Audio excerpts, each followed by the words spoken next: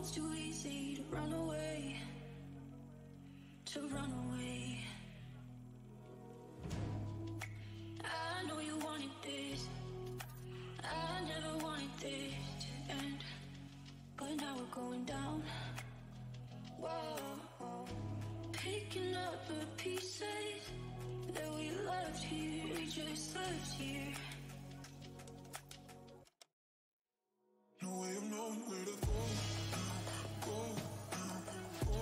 Hey chat, give me some emotes. We're about to start. Gotta do a couple of things beforehand, but give me the emotes. Give me all of them.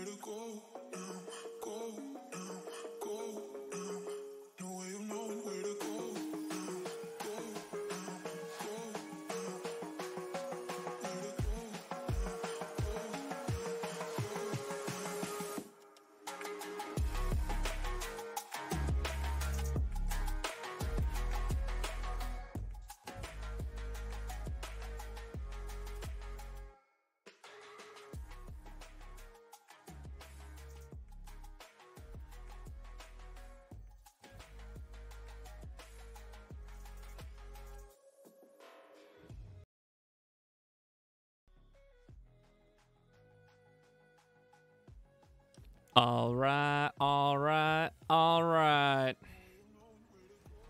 I think it's time, possibly. But first, let's show what we got.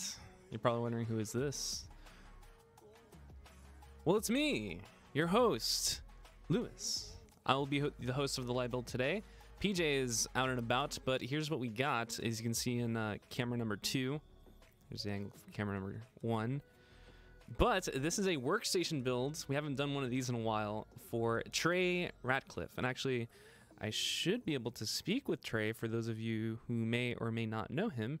He is an incredible photographer who takes photos all over the world and has a blog, an incredible Instagram, and he's all over the place.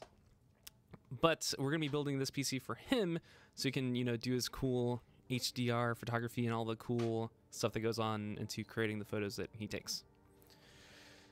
I see people asking who is Trey, but I will get into that. Actually, he can introduce himself because we might be able to get him on here. So give me a quick second. Actually, I'm going to turn off the music so we can speak to Mr. Ratcliff. So let's take a quick second here. PJ's in the back over there doing some prep work. Oh. Let's see if this works. Trey. Hello, how are you doing? Hello, I'm doing great. Thank you for calling in. Hold on, I'm gonna do some little things so people can see you on camera. On Skype, you won't be able to see. Let me switch my camera first. Okay.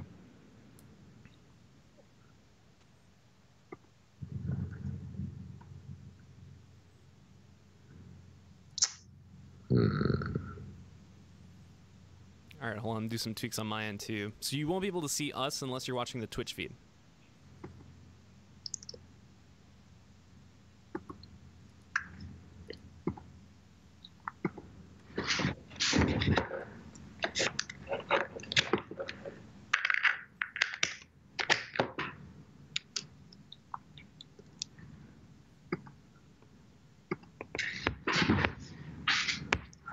Please hold.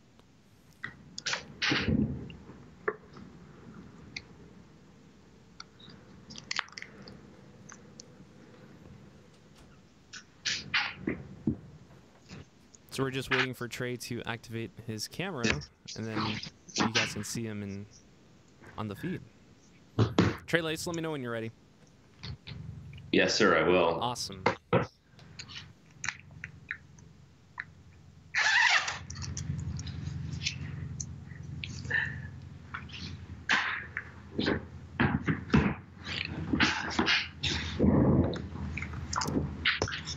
Bill Hunter asks, is there going to be a giveaway or for a similar one here? No, there's no giveaway happening here, but I will get in later in the stream. I'll talk about a giveaway that will be happening tomorrow for a game, and we have stuff coming up. Just stay tuned.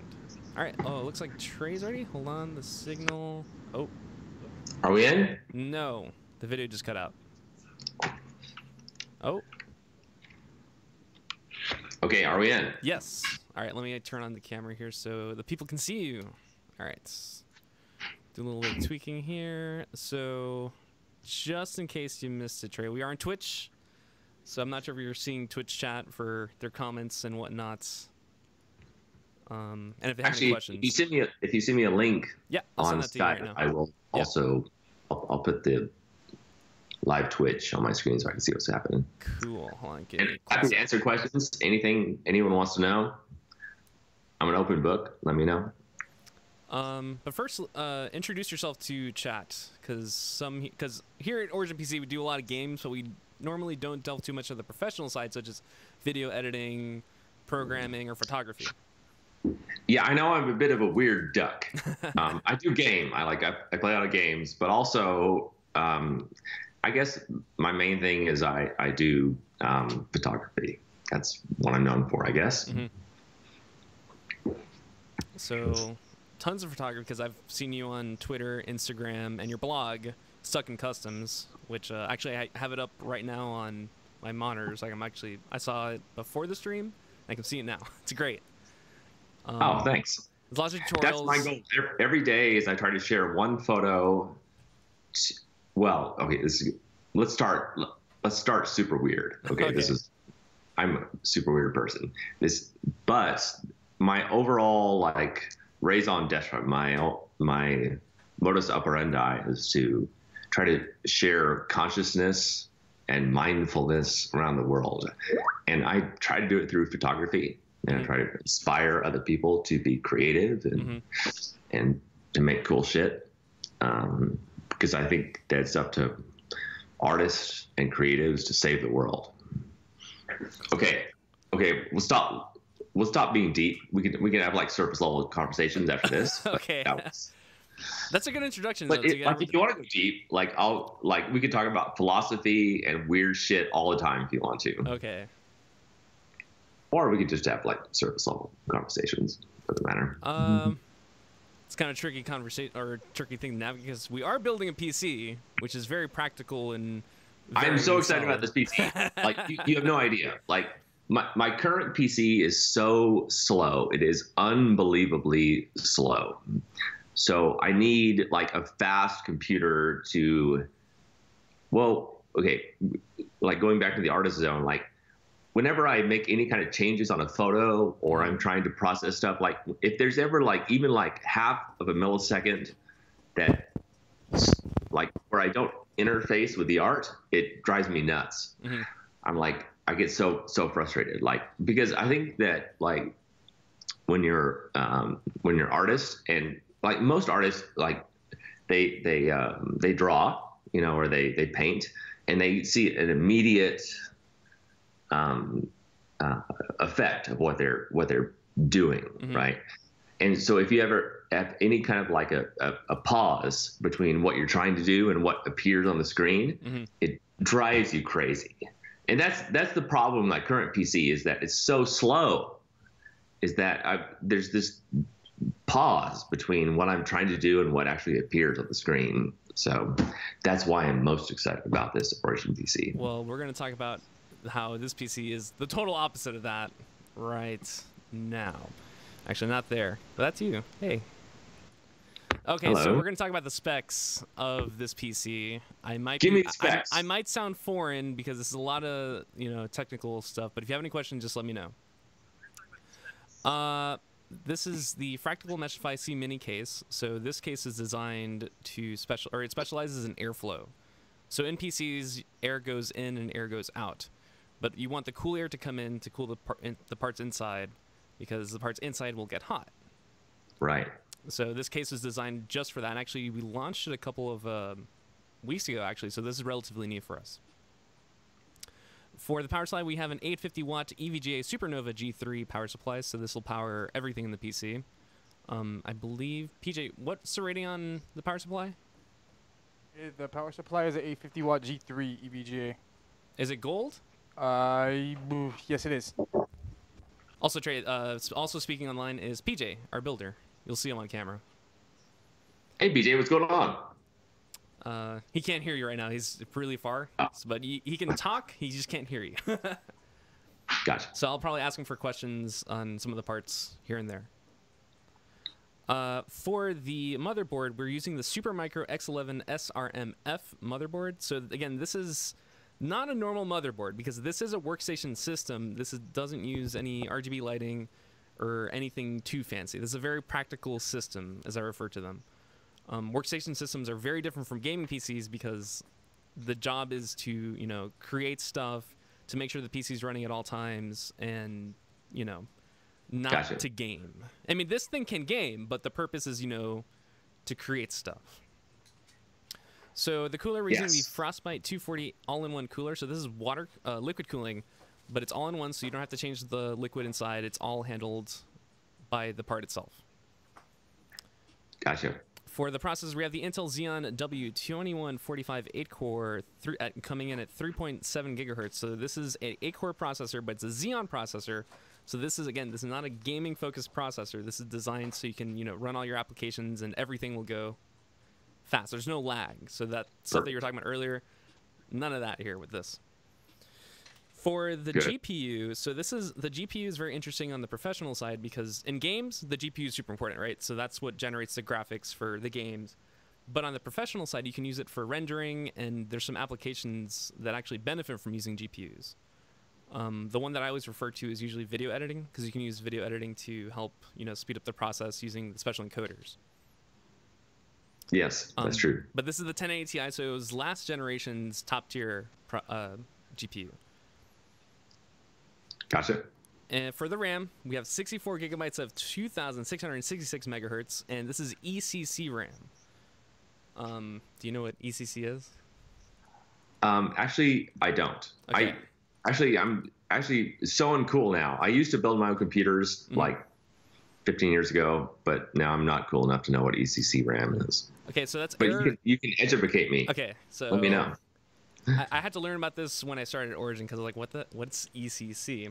It's error correcting code memory. So what that means, because sometimes in RAM there's little micro errors, especially with gaming PCs. So let's say game's running and sometimes the RAM goes wrong. ECC makes sure that there are no errors. It corrects the errors if they pop up, and essentially it's it's different from the regular RAM.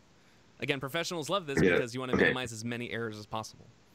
I understand. And now for storage, which there is an incredible amount of storage. There are two SSDs. One of them is a 500 gigabyte Samsung 850 EVO SSD, and the other SSD is a 1 terabyte Samsung 860 EVO SSD. M.2. Perfect. So that's the M.2 drive that will go on the motherboard. And Love for ultra storage, and this is the part that caught my eye, two 12 terabyte Seagate Barracuda. Actually, that's what catches my eye also. Yeah, the storage. Yeah. And as a fellow content creator, because I do the content for OriginPC.com and take some photos here in the studio, that is a ton of storage. And I think that's a good home base if you want to keep stuff on your PC without having to put stuff online. It's a good backup. So when you say there are two 12 terabyte, is that 24? That is correct. It's 24 terabytes of storage. That's perfect. I'm going to get something and blow your mind. Hold on.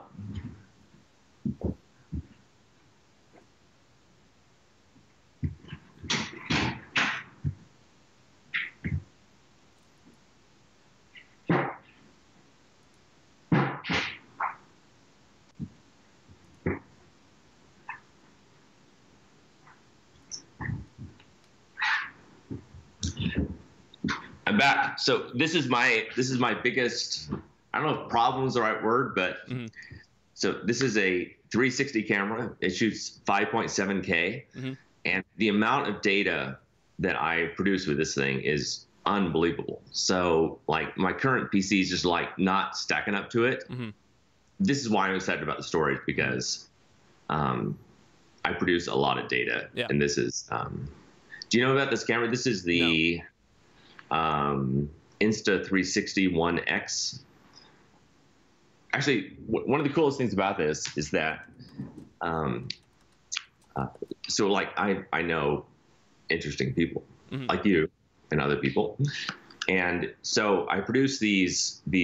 It's kind of a podcast, I guess, and so I hold this in front of me, and it erases the entire selfie stick, but the files are gigantic. Of course. Yeah. So that's one reason I'm excited about all this extra storage. That's great, because that's 4K footage, if I'm correct. Not 4K. It's actually 5.7K. Okay, so it's even bigger. Okay. Yeah. Yeah, because I'm looking at the website right now for it. So. Okay. Oh, this is actually really cool. Really cool. It's an incredible camera. Actually, it's one of my favorite new toys. Do you have any footage or shot with it yet, or on your blog, or? I do. Actually, yeah. If you look on my blog, I've got like 4 or 5 things I've released with it. Yeah. But basically, what I do. This is my terrible plan, or a great plan, is that I just kind of walk with interesting people, philosophers and thinkers, and great people that are like into technology or whatever, and we just like have an hour-long conversation, and then so we kind of walk and talk. There's mostly a lot of like mental masturbation and a lot of just like nonsense going on, but every now and then we have some kind of a breakthrough. I don't know if that makes any sense. It does make sense, because you guys are, trying to come up with either new ideas or new concepts and mesh the two minds together and try to figure something new. Because, I mean, you meet people from all walks of life, and when you meet them, they come from different backgrounds, they have different philosophies, and you have your own. Obviously, I have my own. And you can create something new that way when you meet new people.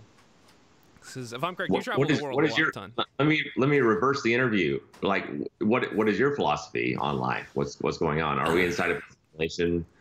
Like, or I don't mean to. No, you're good. Like, what is your philosophy on life? Well, right now in this current moment in time, just trying to create a base per se. Just try to create a stable base and then go from there. Does that make sense? It makes a little bit of sense. What do you mean by you're trying to create a stable base? Man,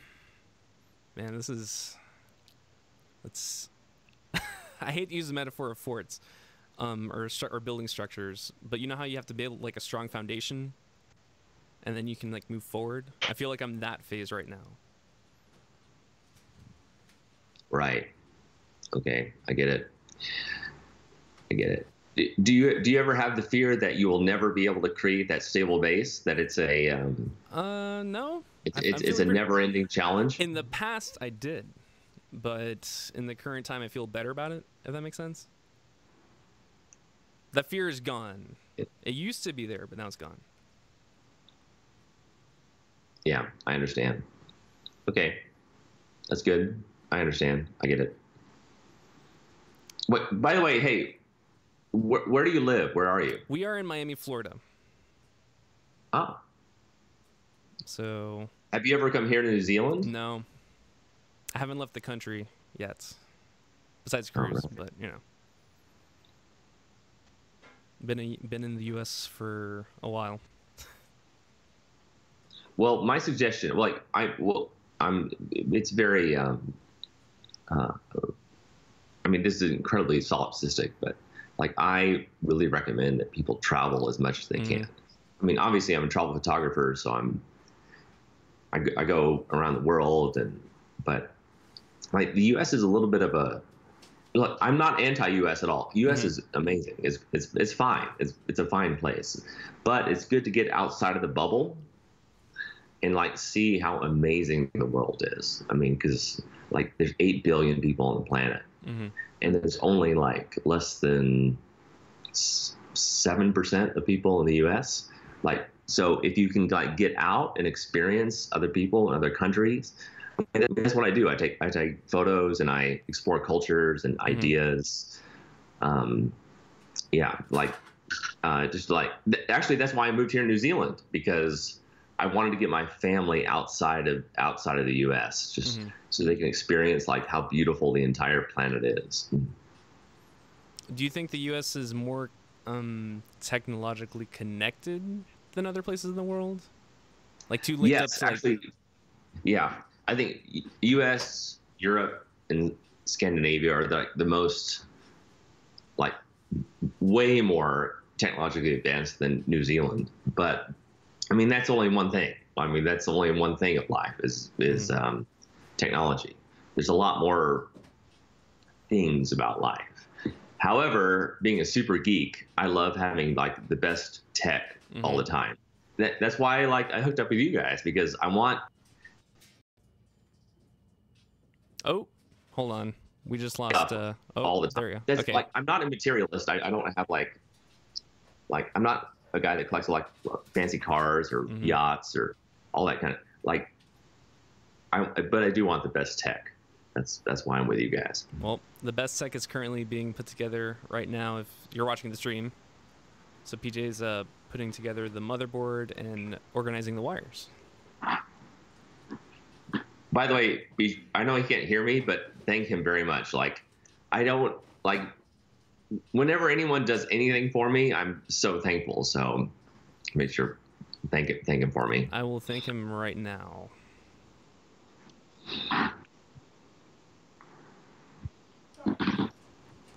He says no problem anytime. That guy has amazing like facial hair growth. I'm super impressed because I don't. Hello. Oh, so you can hear PJ right now. He's gonna talk right now. Can you hear me? Yes. Yeah. I can hear you nodding. I just can't hear you back. No problem, man. I really like doing my job. So, and actually, this is first time I've actually had my hands on a case like this. So, this particular type of style of case, but I'll make it look Dude, nice. I'm so excited. I can't wait to get this. I made a very controversial post, I guess maybe about a year ago, very anti-Apple. And I said that I'm going to do as much as I can on like a PC in the future. Like, so people thought I was like stupid or whatever, but like I know, like I'm a tech guy. Well, I'm kind of that. Actually, that sounds very egotistic, which I'm not. But I do think that Windows, PC things are like I hate my Apple in a lot of ways. In some ways, it's great, but this is why I want to have my entire like photography world on a PC, because it's better, it's faster, and fucking Apple, like they drive me crazy. I mean, I could talk for hours about how crazy Apple makes me, but I do actually believe in the future of PCs. Awesome. That's good to hear. I'm not a fan of Apple either, so you're preaching to the choir. Oh, well, that's good. And PJ just gave a look to the camera. I know. Yeah, to each of their own. I mean, some people do enjoy their products, but I personally have avoided Apple products. I think the last Apple product I used was the iPod. If I had to put my 2 cents in, I got tired of the look, whole I get it. The Apple, Samsung, Android thing back and forth. So it's, I guess you want to say it's just personal preference. You know, I don't think that the Samsung or any other phone that makes Android is. I think those phones are amazing. I'm just not a fan of the software. That's all. Well, look, I wish I use an I wish Android Apple phone. made cooler, like different phones. If they made different style of phones, that would make it a little more exciting. But they don't. Every phone is just an upgrade of what it is. And I enjoy more of it's straight simplicity. I'm not looking for something straight technical, to have. If I want to play some games, I can play games. I mess around, check my accounts if I need to, talk on the phone, FaceTime, all that other stuff. I'm cool with that. But if I'm in more technical based, work, if I was doing like IT and it was related to what I did, I would absolutely, go straight for a phone like that. I get it.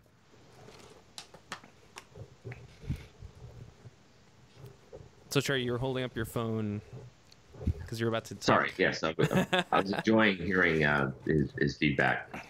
Totally agree with him. But like I stopped using the iPhone maybe 4 years ago, and I went all Android. I love my Pixel 3 phone. Actually, the camera on this is incredible. So yeah, I'm very. Every year I grow more anti-Apple.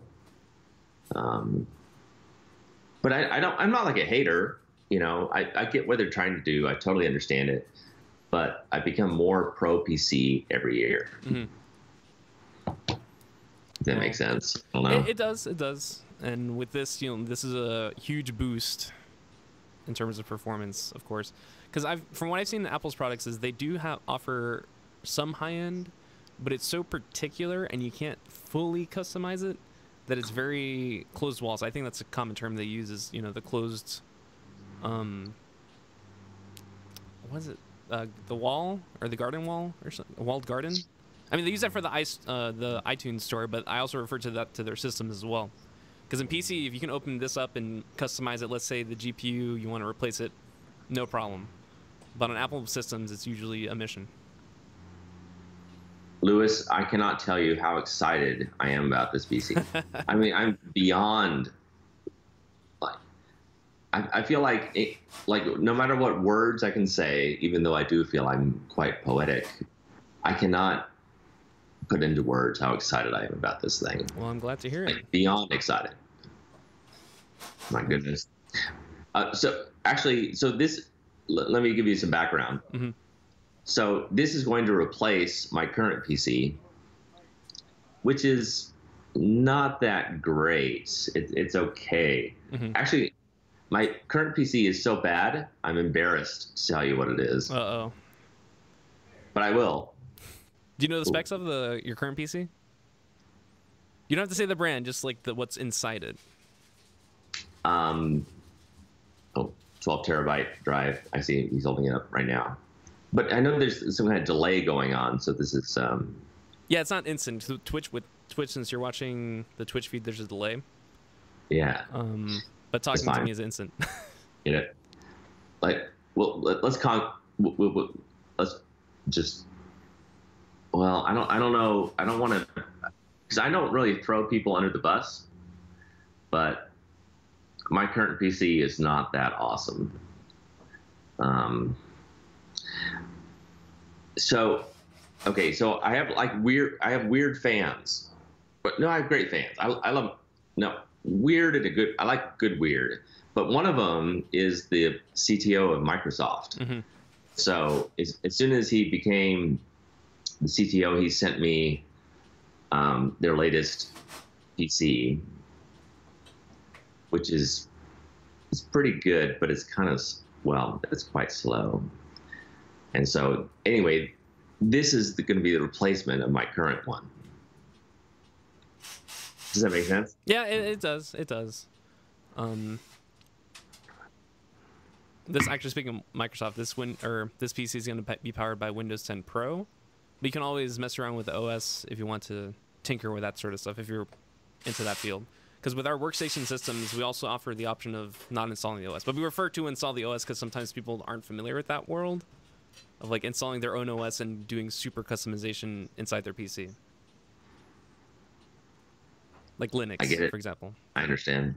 Because again... Yeah, no, I'm not like... I'm not that... I used to be more hardcore about installing everything myself, but now I'm more than happy for you guys to do it. Yeah. That's why we usually like tell people, we give them a warning. It's like, hey, are you sure? But we typically stick with Windows. Okay, so you're in Florida. Is the whole team in Florida? Yes. So all of us are here. The builders are here. The support team is here. So if there's any support needed, you can contact us directly. And they're in the U.S. It's 24/7. So we have people up at 3 a.m. If you have any technical questions, they'll be there. can I call for any reason at all? Like, what if I need some like marital advice? Like, what if my wife is driving me crazy and I need? I'm sure they'll be more than happy to help. I mean, Okay, the team is always on standby. Especially again, if something computer related happens, they're for sure for that. But if any marital questions, I think they might know. Some of them are married, so they can help. That's good. Actually, yeah, I could use all kinds of advice. Like, yeah, any advice would be great. If you guys have it. So Trey, I actually have a question because I mean, of course, you're a travel photographer. What was your last trip? And because I couldn't tell because you post so many photos from different locations, it's kind of hard to keep track. Where was your last trip?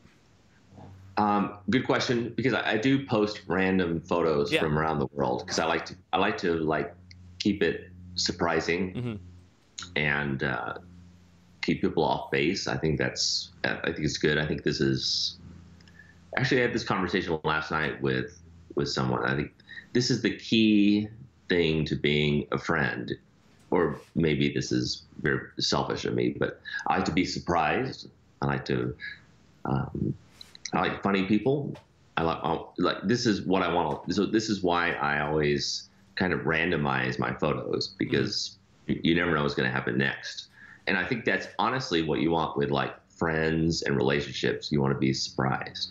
Anyway, after having said that, my last trip was in Japan. I was there for about 2 weeks. I love Japan. I love Japanese people. To me, my two favorite countries are New Zealand and Japan. They're incredible. And I've been everywhere. I've been to all 7 continents. Well, you know, when you're a travel photographer, you go everywhere. Of course, yeah. Of course, you go everywhere. Yeah. So, like, my 2 favorite places are definitely Japan and New Zealand. And I'm not saying this like an anti-U.S. kind of thing, but U.S. is fine. It's great. Actually, one thing I've discovered, which is quite interesting, is that around the world, everybody wants to go to the USA and they want to do this kind of like road trip and like visit the US. I think it's because like so much popular online culture, or Netflix or Pirate Bay, or like however people consume their media, it all comes from the US. Like US generates most of the media around the world. So everybody wants to go to the US all the time. And after, you know, like you and I, mostly U.S. kind of people, were like, well, why do you want to come here? It's not that great. It's okay. It's kind of a place. But people love the U.S. and they just really want to go there. And I think it's because like so much of popular online media comes from the U.S. Does that make sense? It does. It does. I mean, I think about like back in the college days, talking to students from around the world, and they're all like, "Oh man, I love the movies," or "I love the music," because obviously, you know, a lot of U.S. Artists that are appealing to international audiences, especially in hip hop. It's How old are you, Lewis? I'm 27. Oh, so young and innocent. 27. Yeah, I get it. No, U.S. is fine. But anyway, my last trip was in Japan. I don't know if you've seen my most recent post on Facebook or Instagram, but I found some incredible places. This time I decided to go, like, jump on trains. Like, Japan is a weird place because they're very insular. They don't... after you get out of Tokyo, like nobody speaks English. So I had to figure out the whole train system, the whole bus system. I got way out into the mountains and found some incredible places. I do think there's a huge Venn diagram overlap of people that like are gamers and like anime and Japanese kind of stuff. And so I went way deep into, I found some incredible places. It was incredibly difficult to get there because, you know, you had to Man, it was tough to get there. But once I got there, I found I was the only white. Like, I didn't see any of the white people. White people are great. Mm-hmm. I don't mean that. That sounds like a weird thing to say. They're fine. I'm not. But I didn't see anybody. I didn't see any Caucasians for about 2 weeks. I was super deep into Japan, and it was great. Oh man, I fucking love that place. Hold on, I'm looking at the photo on Instagram, and is it the one with the beams of light pointing up? Is that Japan? I don't think so, right? It looks. Oh, I don't know. Because you said to look at Instagram. I'm not really sure, because one of them is edited from Burning Man. The one that you posted that we're going live on Twitch.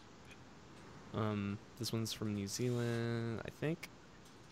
Yeah, if you scroll down a little bit. Okay, I see the yeah. Okay. You'll find one. Okay. Or you go find many from Japan. Okay. Cool. Actually, let me see if I can pull up some photos and show them to the stream, because I'm looking at the photos, but people watching on Twitch and all these platforms have not seen the photo because I keep talking about them. So give me a quick second, and I will. You should definitely share these things because it's much more interesting than watching me. Let me see here. Actually, should I show the Instagram page or your HDR portfolio? Actually, the best place to go is stuckincustoms.smugmug.com. That's my portfolio. Okay. .smug. Okay, there we go. And also, by the way, you should completely delete everything that we've talked about until now. Because I'm not like a live streamer. I've thought about it because I make really weird jokes. I thought about playing games and making old guy jokes, but I don't really like being on camera or video or anything. So you should delete everything until now and then start sharing my photos, because I feel like this is how I express myself, is through photos. I don't know if that makes sense. Does that make sense? It does make sense. Although I'm going to see. All right. So, because there's going to be a slight delay. So I'm going to leave the photo up for about 30 seconds. And I'll scroll through. Actually, hold on. Can you pull up the site as I'm looking at it?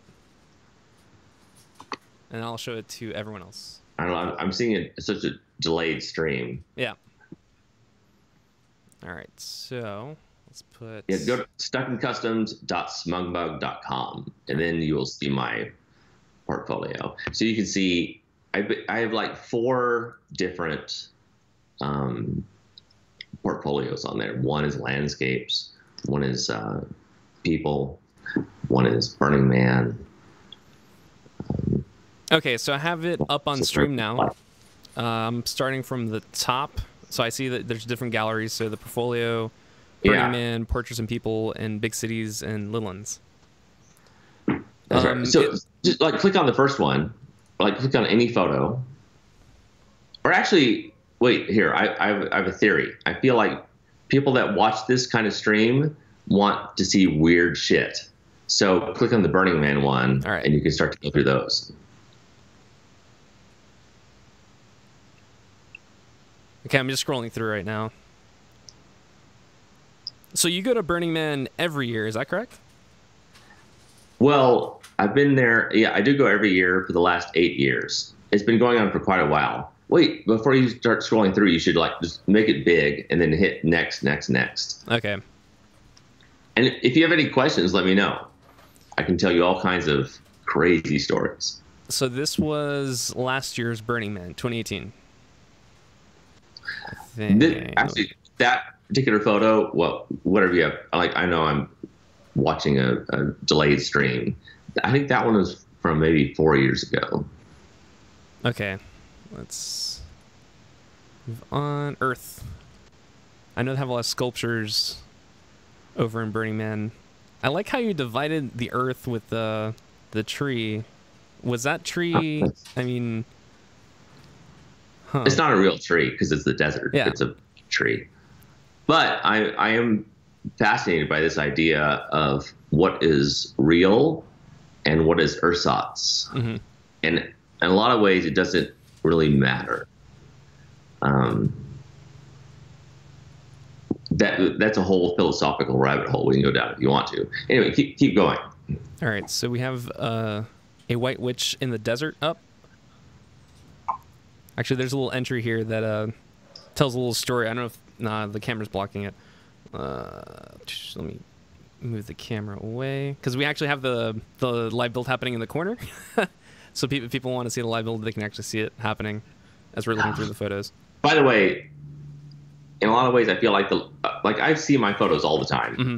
So I'm used to them, but I'm enjoying the live build. Keep going, and any questions you have, okay, let me know. Like, ask me you can ask me literally anything. I'm an open book. All right, let's click through. By the way, so this photo you're showing right now, at least the one I'm seeing, they're from a camp that was just banned from Burning Man. Banned. I was reading about that, an article about how people actually get banned. Could you tell chat on how you can get banned from Burning Man?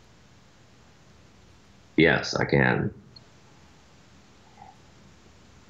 So this is a camp called, I don't know if anyone's ever seen, if you've ever seen, there's this great documentary on Netflix called The Fire Festival.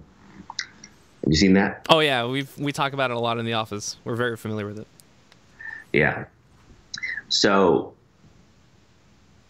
like, this is the opposite of Burning Man. Like, the Fire Festival is not what Burning Man is about. Like, everyone goes there and, like, it's full of love and consciousness and all this stuff, which I actually agree with. But there are a few what they call like plug and play camps where people pay a few $1,000s and they just kind of show up. And like there's basic tenets of Burning Man, which is full of all these very I think important ideas. One of them is like kind of like just being a rugged individualist and taking care of yourself the entire time. Like you get there, you go out to the desert, you have all your own supplies. So this is what that camp did, and what some camps do. Like you just kind of rock star in there. You fly in a plane, Mm-hmm. you land there, and everything's there for you. So Burning Man doesn't really like that, and I agree with this. It's kind of rugged individualism, sort of this Ayn Rand, Fountainhead, Howard Rourke kind of sense. So trying to deviate more from like to move away from the Coachella kind of crowds to more of the naturalistic, away from society crowds. Right. So you don't want just like these weekend ravers that show up. Yeah. Yeah. So I think they're trying to crack down on these kind of plug and play camps. So I totally understand. Anyway, a lot of or not a lot, some of these photos are from that camp where people pay $5,000 or $20,000, and they kind of show up and they have bathrooms and food and their tents and costumes, like everything's taken care of for them. Mm-hmm. So I do agree with that kind of. They should crack down on that because that's not really the sense of it. I'm trying to find. Okay, like I'm just looking through the photos and I feel like there's so many questions going through my head, but I can't really find one to ask. Because you can ask me anything. Oh, that's the thing. I'm trying to find the right question. You can ask me like any question. You can ask me like personal questions, inappropriate questions, whatever. You can ask me questions about drugs, whatever. Just let me know. I have all kinds of stories. My goodness. What are the craziest things you've seen at Burning Man? Besides, I mean, in the photos. The craziest things I've seen at Burning Man.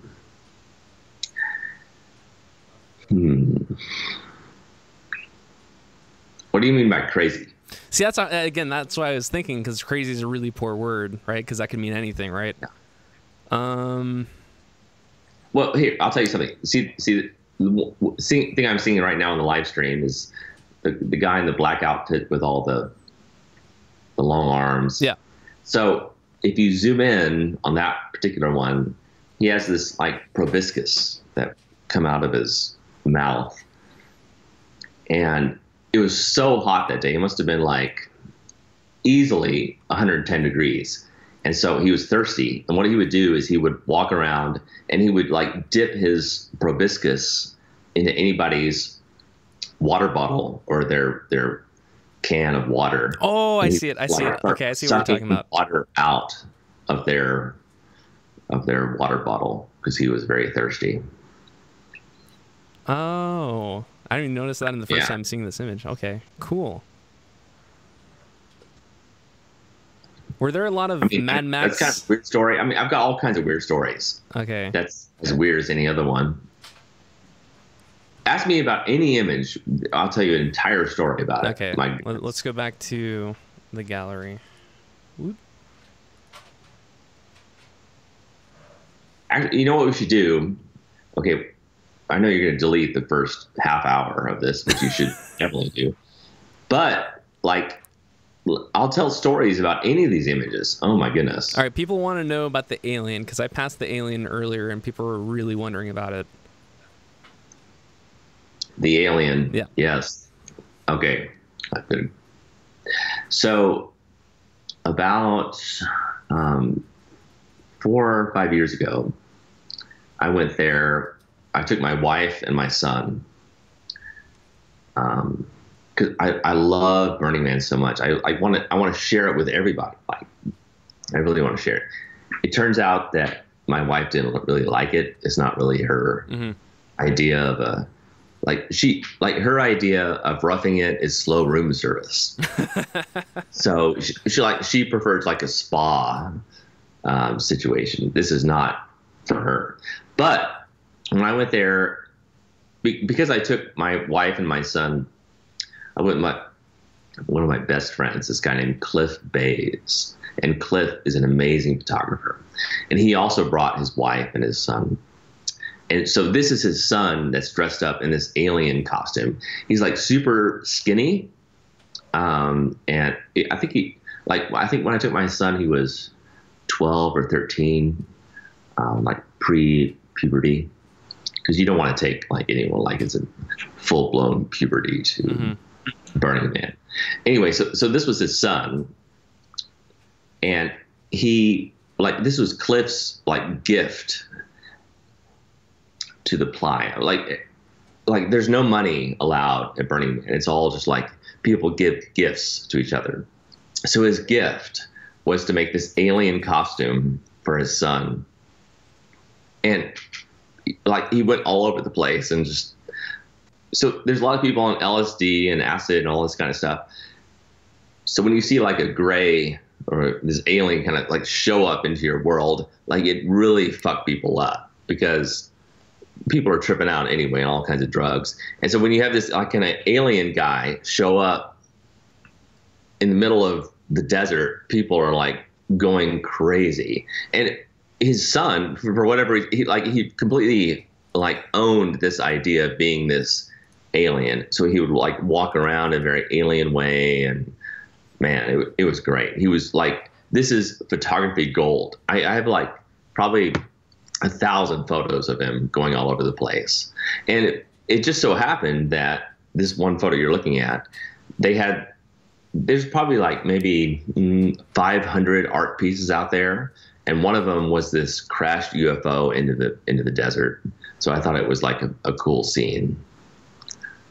And during the day too, because normally aliens in movies, you see them at night or if it's dark, but aliens bright in the day, it's not something you see. That's true. Actually, I haven't thought about that, but that's a good point. You very rarely see aliens during the daytime. Let's see here. Actually, there's some questions in chat. If you want to take a look in the Twitch chat, see if you want to answer them as well. I will. Actually, can you send me a link? I'm watching the YouTube live broadcast, but I don't see the Twitch stream. Just go to twitch.tv/OriginPC. Okay, hold on. Twitch.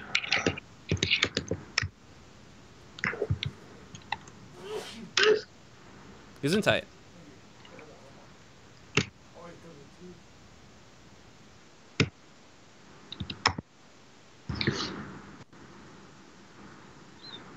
What? Hey, while I'm pulling this up, what kind of PC do you have? It's a gaming PC. It's powered by an NVIDIA 1060 and an Intel i7, so it's designed for gaming. I have a laptop and a desktop. The PC I use at work is actually better than my PC at home, which is a workstation PC here. What game do you play most? I revolve for. There's no. What are your top 3 games? My top 3 games. Well, right now the 2 games I'm playing currently are Tetris 99 because I really like Tetris, and Apex Legends, followed by Destiny 2. So all of these are multiplayer games. They're not single player. I haven't really dove into or haven't played a single player game in a while. A lot of multiplayer. Gotcha. I'm more of a single player gamer. Is the Tetris 99 the one that's on the PS4, or you play on PC? Tetris 99 is on the Nintendo Switch. Tetris Effect is on the PS4, which I love too. That's the one with all the fancy effects. Yeah, that's the one I'm playing. Yeah, that one is really, really cool. Have you played it in VR or not yet? Is there a VR version? Actually, you just need the VR headset, and you can play the exact same game in VR. So all the effects are actually revolving around you, in the audio. It's an experience, and I think it's a highlight of the 20 releases. Can I do it with this new computer that you guys are building for me? No. Okay, we should not talk about that then. But I'm very interested. I would try that. I would do probably like a lot of acid and mushrooms, and then I would probably just get lost in there. How about this photo? I have it up right now. It looks like a rave. I'm not really sure. Oh yeah, the night photo. Yeah, I like that photo too. I think it's very interesting, and it reminds me that I should take more photos at night. But like it's so full of like LEDs and lasers at nighttime. It's just it has a little bit of a rave feel, but I feel like I don't know anyone in the audience has been to like a rave at a club or anything like that. It's not quite like that. There's more of a, because I feel like at a rave there's a bit of like a testosterone kind of like aggressive situation. But this is actually the opposite of that. It's more like, it's just like people are nice. There's no aggressiveness. You just like it's basically like 80,000 people like that are full of love, and they just kind of walk around. They walk through this desert. It's clean. It's nice. There's no trash. If you ever like have a moment, right? You have a personal moment or whatever, and you need a hug, you can walk up to literally anybody and they will just give you like the most loving hug. Actually, so that's what this photo says to me, is that like all these random people, right? Normally like in a club rave situation, yeah, you're not like, you don't want to, like it seems weird to talk to strangers in clubs, but this is like the opposite of that. Like you can walk up to literally anybody anytime, and you have the most loving, honest conversation at any time. I don't know if that makes any sense. Even in the dead of night, you can just walk up to someone and you be like, "Hey," and just talk. No, absolutely. Like you can just put your hand on their shoulder, and you're like, "Hey, let's have a talk." And like you can have like a super deep conversation, and then like give each other a hug, and then you just like walk off into the desert, and then you just have like this very kind of like personal meditation time. Yeah, I mean, I feel like I'm so bad at talking about what happens there. But keep asking more questions. Let me know. I have all kinds of stories about these things. Okay, so I have another photo up. If someone, it looks like they're twirling a wheel of fire in the photo, but it looks like the shot, I mean, you obviously had to do some tweaks to this shot. Can you talk a little bit more? Because you do some effects to the photos to create some of the, like the visuals here. Can you talk a little bit more about that, plus what's happening in the photo? Yes, and while we're talking about this, I'm going to send you a PDF that's going to blow your mind. Actually, let me put this on my Dropbox. I'm going to send it to my assistant, and he'll send it to you. Does Stu know your email address? No. Okay. Hold on. Now, I'll tell you about this photo in just a second. I want to send you this PDF that's going to blow your mind. It's a secret. But you can put it online, I guess. It's a bit of a tease.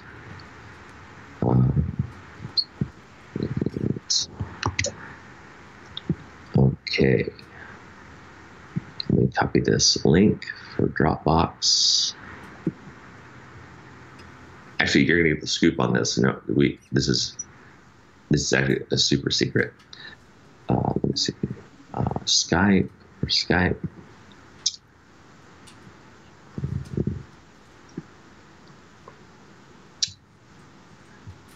Chat. I'm gonna chat here, right here. Did you get that? Did you send it via Skype? Yes, I sent it to Origin PC on Skype. Okay, hold on. Give me a quick second. We're going to swap screens and then go back to it. That's okay. In the meantime, I'll tell you about this photo. So the fire dancer is interesting, obviously. That's sort of the epicenter of it. But behind him is the temple. What at Burning Man they call it the temple. And it's a I know people watching have various religions and all that. They adopt some kind of template onto their life to have them make sense of the earth and the heavens above or whatever it is. I happen to be an atheist, which is fine. You know, like whatever religion people believe in is fine. You know, I don't want to make this a religious thing. But so this is the temple, but it's like the temple is an incredibly beautiful place. Like, so you go there and you just like have a moment. And there's this strange feeling at the temple. Like even if you think like all religion's stupid and it's all like a giant joke and it's a way to control people or a conspiracy theory, whatever.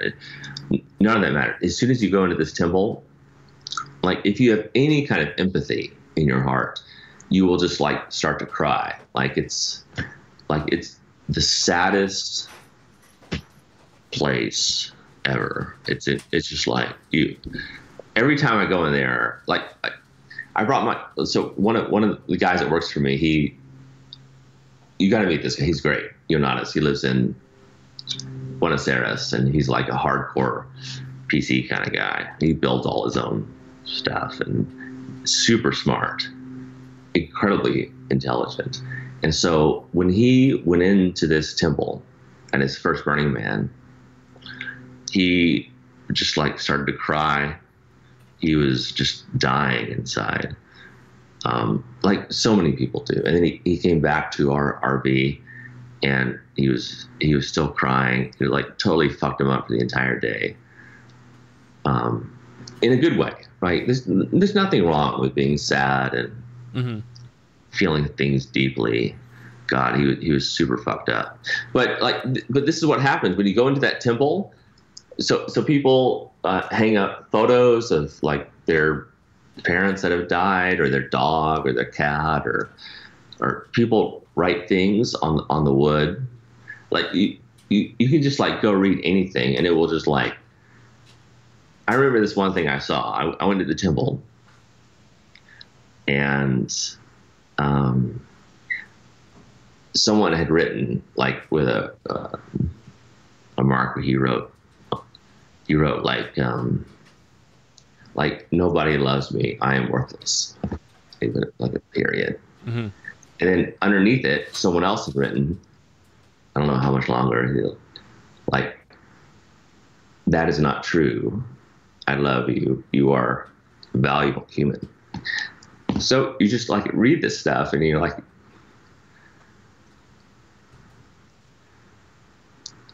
this place will really fuck you up. Mm-hmm. Like it doesn't matter like how hard you are. Fuck. Anyway, sorry. So anyway, that's a little about this temple. Yeah, there's fire dancers around, and they're doing all kinds of cool shit around the place. There's like I love this stuff because I'm an introvert. Like mm-hmm. I'm super introvert, but Burning Man has lots of like extroverts that will get out there and do all kinds of stuff like fire dancing and stuff. So I thought this was a very interesting dialectic on like extroverted, like people that are performing and being awesome with a temple behind them where people are like crying and have all kinds of shit going on. Mm-hmm. It's a parallel essentially, especially if you know, because I'm an outsider, so I don't know. You just told me the story about the palace, and we have the fire dancer on the screen as well. Yeah. Not the palace. It's called the temple. Temple. Yeah. No. Yeah. It's fine. It's fine. If you ever want to go to Burning Man, let me know. I'll hook you up with some of the best stuff. Cool. Best camps, etc. I'm still looking through. I'm trying to find more questions. This looks like a. I can't describe. It's multiple faces. There's fire happening, and there's someone controlling it. Yes, that is. Yeah, that is one of my favorite art pieces there. So there's these art cars that roam around the desert. This one is called. I'll think about octopus. Some name, Pulpo Mecanico. That's what it's called. Pulpo is the Spanish word for octopus. Anyway, so this thing, it roams around the desert. It shoots fire out of its 8 tentacles, and it plays music. I think there's maybe 500 art cars at Burning Man, and they kind of roll around the desert and they play music and they either have LEDs or fire or whatever. And the cool thing about Burning Man is you can jump on any vehicle anytime. Like everyone's cool with it. Mm-hmm. So like, hey, El Popo, you're awesome. I'm going to jump on board and just kind of ride around the desert for a while with you while you shoot fire and keep me warm. Because it gets quite cold actually at night at Burning Man. Even though it's super hot during the day and it's a desert, so it gets very cold. So you just like jump on any vehicle anytime and roll around the desert. And actually in the background is a semi-sunken ship that's built there on the end of a dock. And of course it's just like, there's so much incredible art there. Like, why would you build a dock in the middle of the desert? There's water, it's ridiculous. Like everything is ridiculous there. And it kind of reminds you of how ridiculous the entire world is. Yeah. I mean, the stuff there was created by people. So I think it just shows that as a species, we are ridiculous in a good way, I think. We're totally ridiculous. I mean, we're completely ridiculous. I mean, but I like that humans, we embrace how ridiculous we are.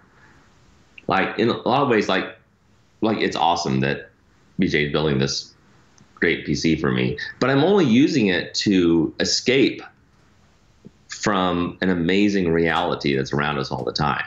So I'm a big fan of escapism. Like, well, I'm a big fan of two things, like embracing like what is real and accepting what is around us all the time.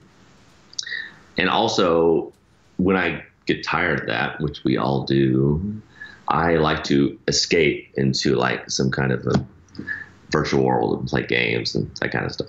Oh, hey, this is a good photo. This is actually my camp. This is Camp Walter.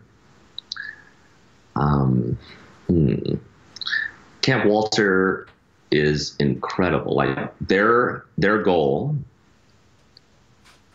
is the same as mine, is like to spread consciousness and presence around the world. They're all about like peace and love and just like healing the planet. I don't know. This is probably like most people that listen to this think I'm completely ridiculous, but this is what our camp is all about. We have about 200 people, and these are our 6 vehicles. They're all based on like the German Volkswagen kind of stuff. So you see the giant VW bus. Yeah, I can see those. The big VW Bug. Yeah, it's all based on like these. Oh man, this just only looking at these photos and trying to explain them only remind me of how much words fail me. Fuck. Well, the photo tells a story too, so and you don't have to explain all the photos, because I feel the thing is with photography is you can take a photo and the photo is also part of the story, or is the story itself. Yeah. So I took this photo. There's on day 1, actually day -1 before Burning Man actually opens. So I go early and I help build the camp. I'm useless because I don't really know how to do anything. I just kind of take photos. I occasionally like carry some wood from point A to point B, or I like put a futon in the desert. I'm mostly useless. But one cool thing about being there early is you go to the DMV, which is called the Department of Mutant Vehicles. And of these 500 vehicles that are on the playa, they all have to go like stand in line and be like get their stamp of approval. Like, yes, your vehicle's safe. No one's going to be killed on it. Make sure that your drivers are sober, all this kind of stuff, right? And so that picture was from us, or all our 7 vehicles being in line and waiting to go through the Department of Mutant Vehicles. And there happened to be a big sandstorm happening at the same time. So I was like, okay, this is incredible. So I walked out maybe 200 meters away, and then I took that photo. All right. I think I'm going to go with Burning Man. We've delved very deep into it, but you've taken photos in other places. I think it's a good time to get to the other galleries. If you want to, you can back up and you can get out of Burning Man and we go to other places. Yes. You can jump to my main portfolio. All right. I have stories about everywhere. Yeah. All right. So I think this feed is from like most recent. Is this curated, or is it from most recent to the oldest?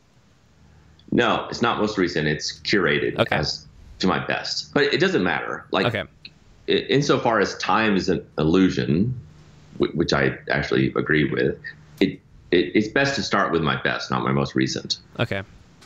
So I like this photo. This one is from Italy. Yes, that's from a place called Cinque Terre, which is there's these 5 little towns that are on the coast of northern Italy, and you can walk between each one. To me, this is the most beautiful town. So I was down, like I was sitting on a rock. I had to like kind of walk in the ocean and get on a rock. This is a 3-minute exposure.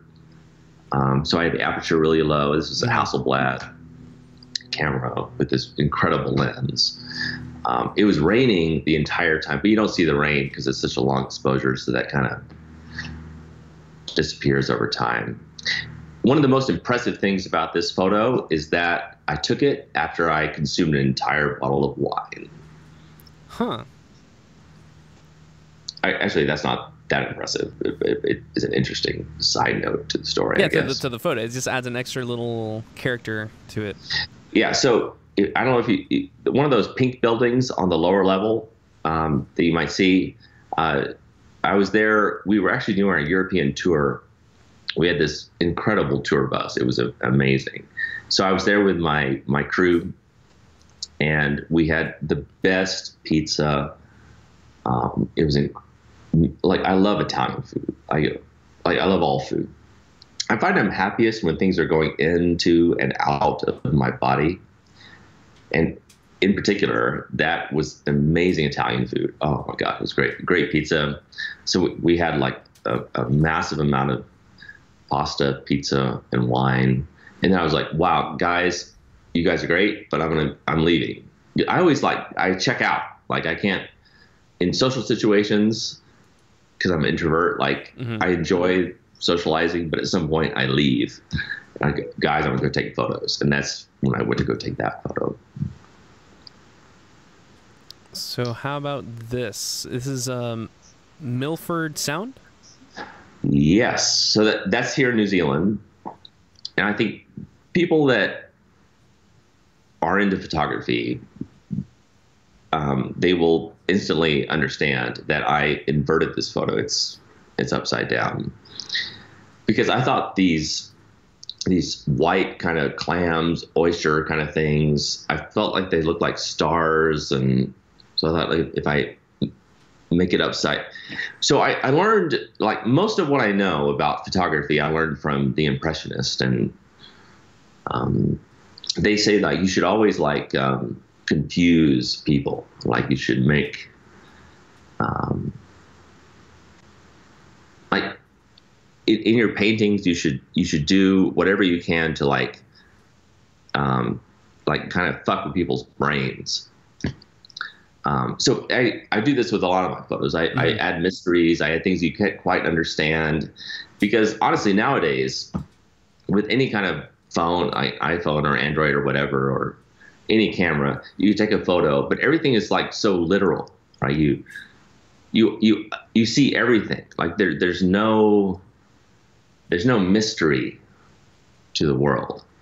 And so this is a counterintuitive truth, is that you should, when you show a photo or anything, you should have like a little bit of mystery, like you're not sure what's happening. Mm-hmm.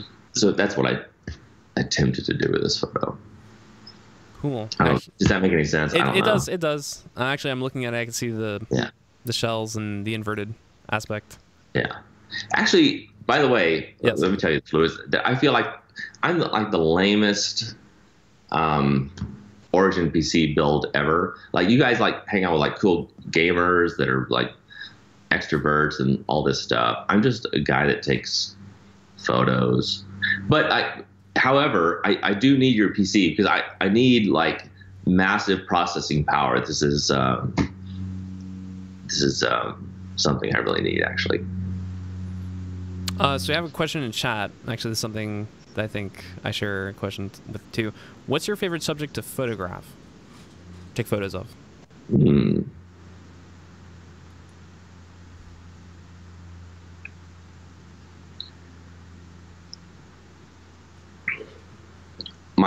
My favorite thing to photograph is,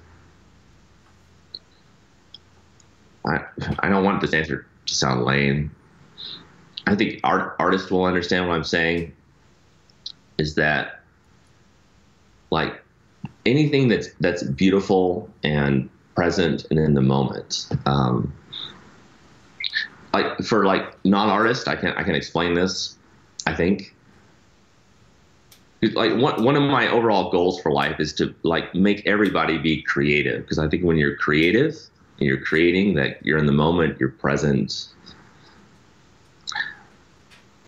Like, in a day, like let's just like a day, mm-hmm. A day in the life of an average human.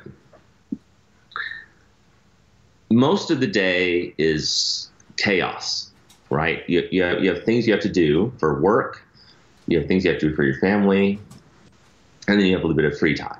Okay, right? That's what happens in the day of a life of an average human.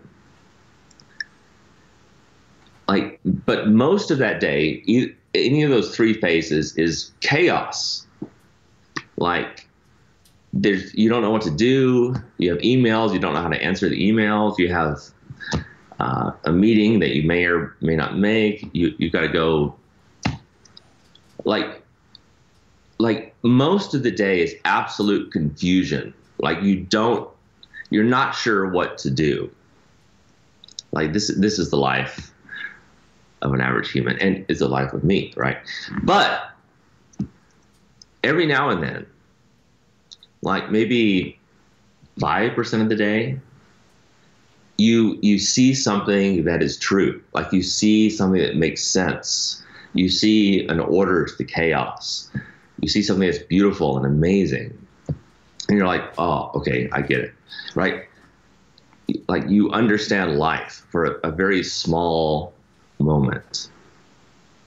And so this is what I try to do with my photos. Like most of my day is like complete chaos. And if I can see one small moment of truth, like the shadow of reality, and I happen to capture that, that's what I try to take a photo of. I don't know if that makes any sense at all. It makes sense to me. Don't worry. It makes sense to me. Yeah.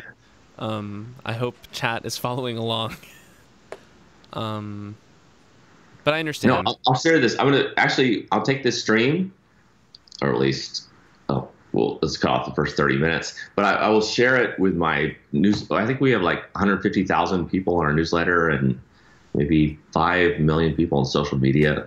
So I'll definitely share this with. And I think like a lot of my audience will understand this weird stuff I'm talking about. Yeah, you can definitely take because we're going to upload this to YouTube as well.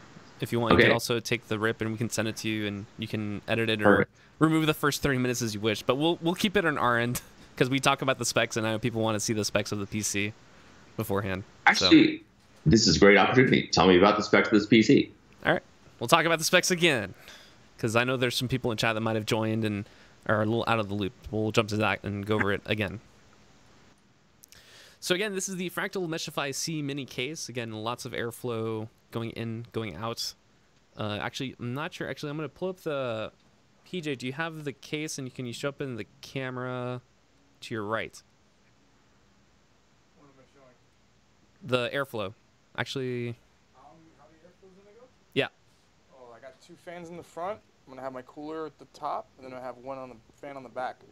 So the airflow is going to intake cool air from the inside, from the top, and blow all the hot air straight out the back. Cool. And that's going to keep the temperatures low. Yes, sir. Awesome. So that's the case. Again, super cool, nice and cool. We got the power supply, 850 watts, which powers everything else.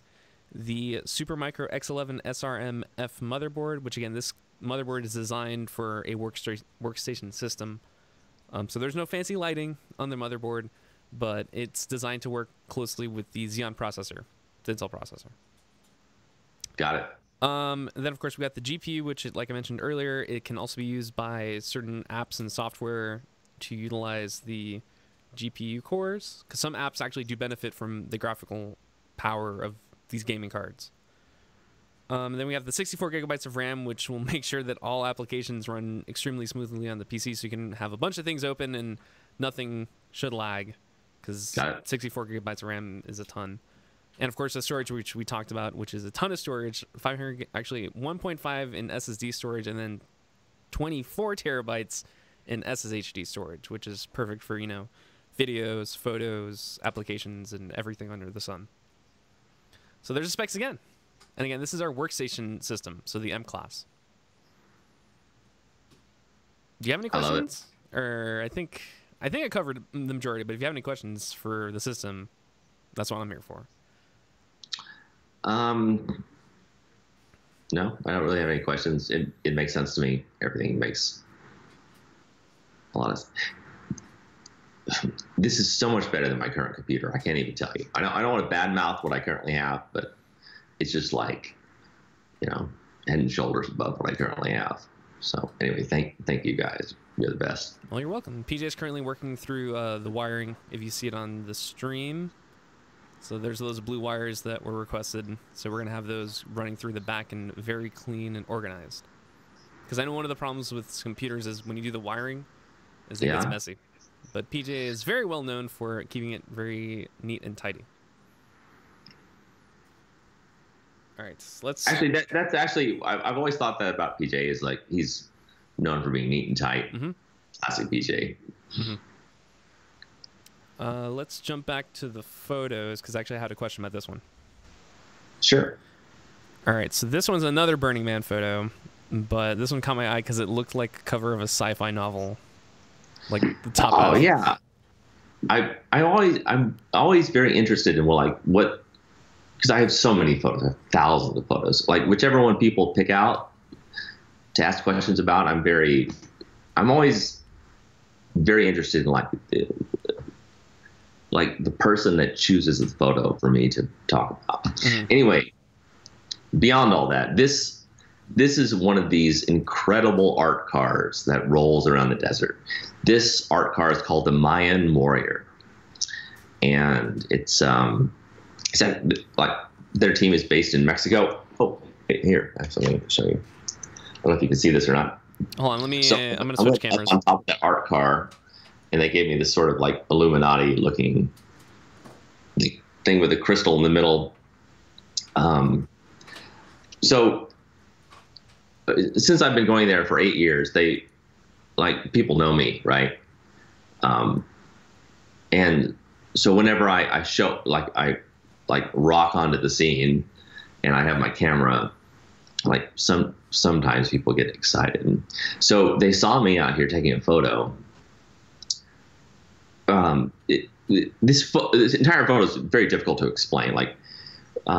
There's this giant inflatable mirror ball that's I only show part of. Like one of my philosophies is you shouldn't show the entire thing. You should only show part of it so that people's brains can kind of try to figure out what's going on. But the art card there on the left, that's each one of those lasers is probably, I think they said each laser costs $20,000. And they've got 10 of them.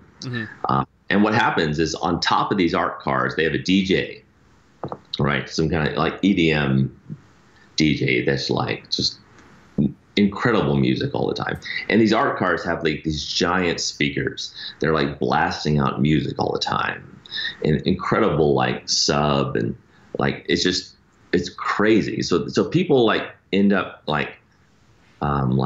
remora on a shark. They kind of crowd around these art cars. And so this art car kind of rolls around the desert all night long, and it shoots out these lasers. It's all synced with the music. And so I happened to catch it at this exact moment when it was by this giant mirror ball.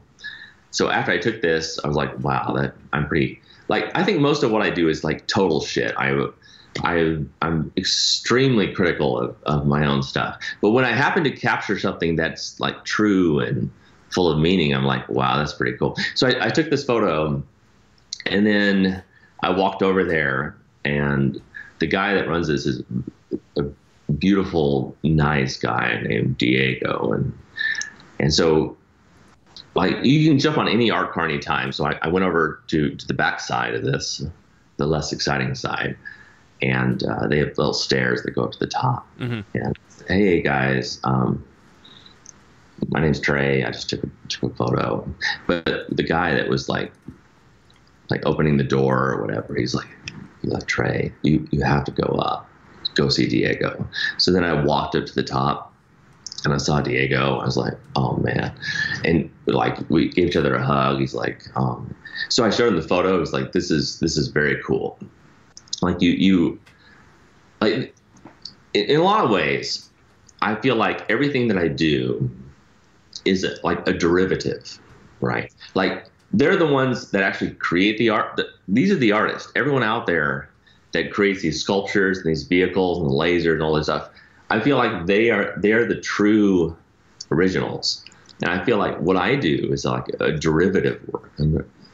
So I do my best to try to honor or make a representation of their original stuff. Anyway, Diego understood this, and I have all kinds of stories about the Mayan. The Mayan Warrior is one of the best art cars there, other than ours at Camp Walter. So anyway, so you have these very meaningful moments with people, and I had one with Diego, and then he gave me this little Illuminati thing, which which you showed me previously. Yeah. Cool. All right, let's jump out. So again, this is the curated. So these are your top shots, according to you. Top shots, yes. Top shots. Oh, this one, I like this one. I'm a fan of cyberpunk and heavily congested cities and the lighting. I was in Cincinnati for an internship, and the lighting there at night was pretty cool. So when I see cities at night, it's always really interesting. And this one, that one is Tokyo. Everyone, like, I don't want to get like the postcard photo, because if you see the postcard photo, you can tell what city it is. I like to zoom in and have, so people, when they see the photo, they're not sure where it's from. This one is Tokyo. By the way, I'm also a huge cyberpunk fan. I assume you've read Neil Stephenson's books. I have not read them, but I'm really familiar with the games and the tabletop games. The cyberpunk tabletop, like where you can create your character and upgrade yourself and work together with friends to take down corporations. The upcoming game Cyberpunk 2077 is based on those games, but I haven't read the book, Neil Stephenson's books. Sorry, well, we will not go down that rabbit hole then. But after you read it, or after you read some of his books, let me know. We'll go down that rabbit hole. Oh, I like the description. The city is a three-dimensional Tetris that built strange-shaped block by strange-shaped block, and they all fit as the lower levels disappear year after year. I was playing Tetris last night. Maybe that's why it caught my eye. Yeah, I get it.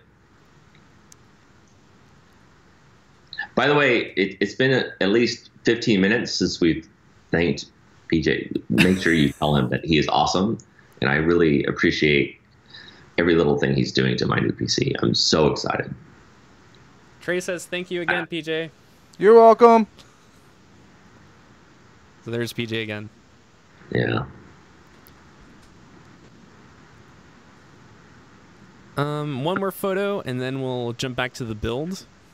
Let's see here.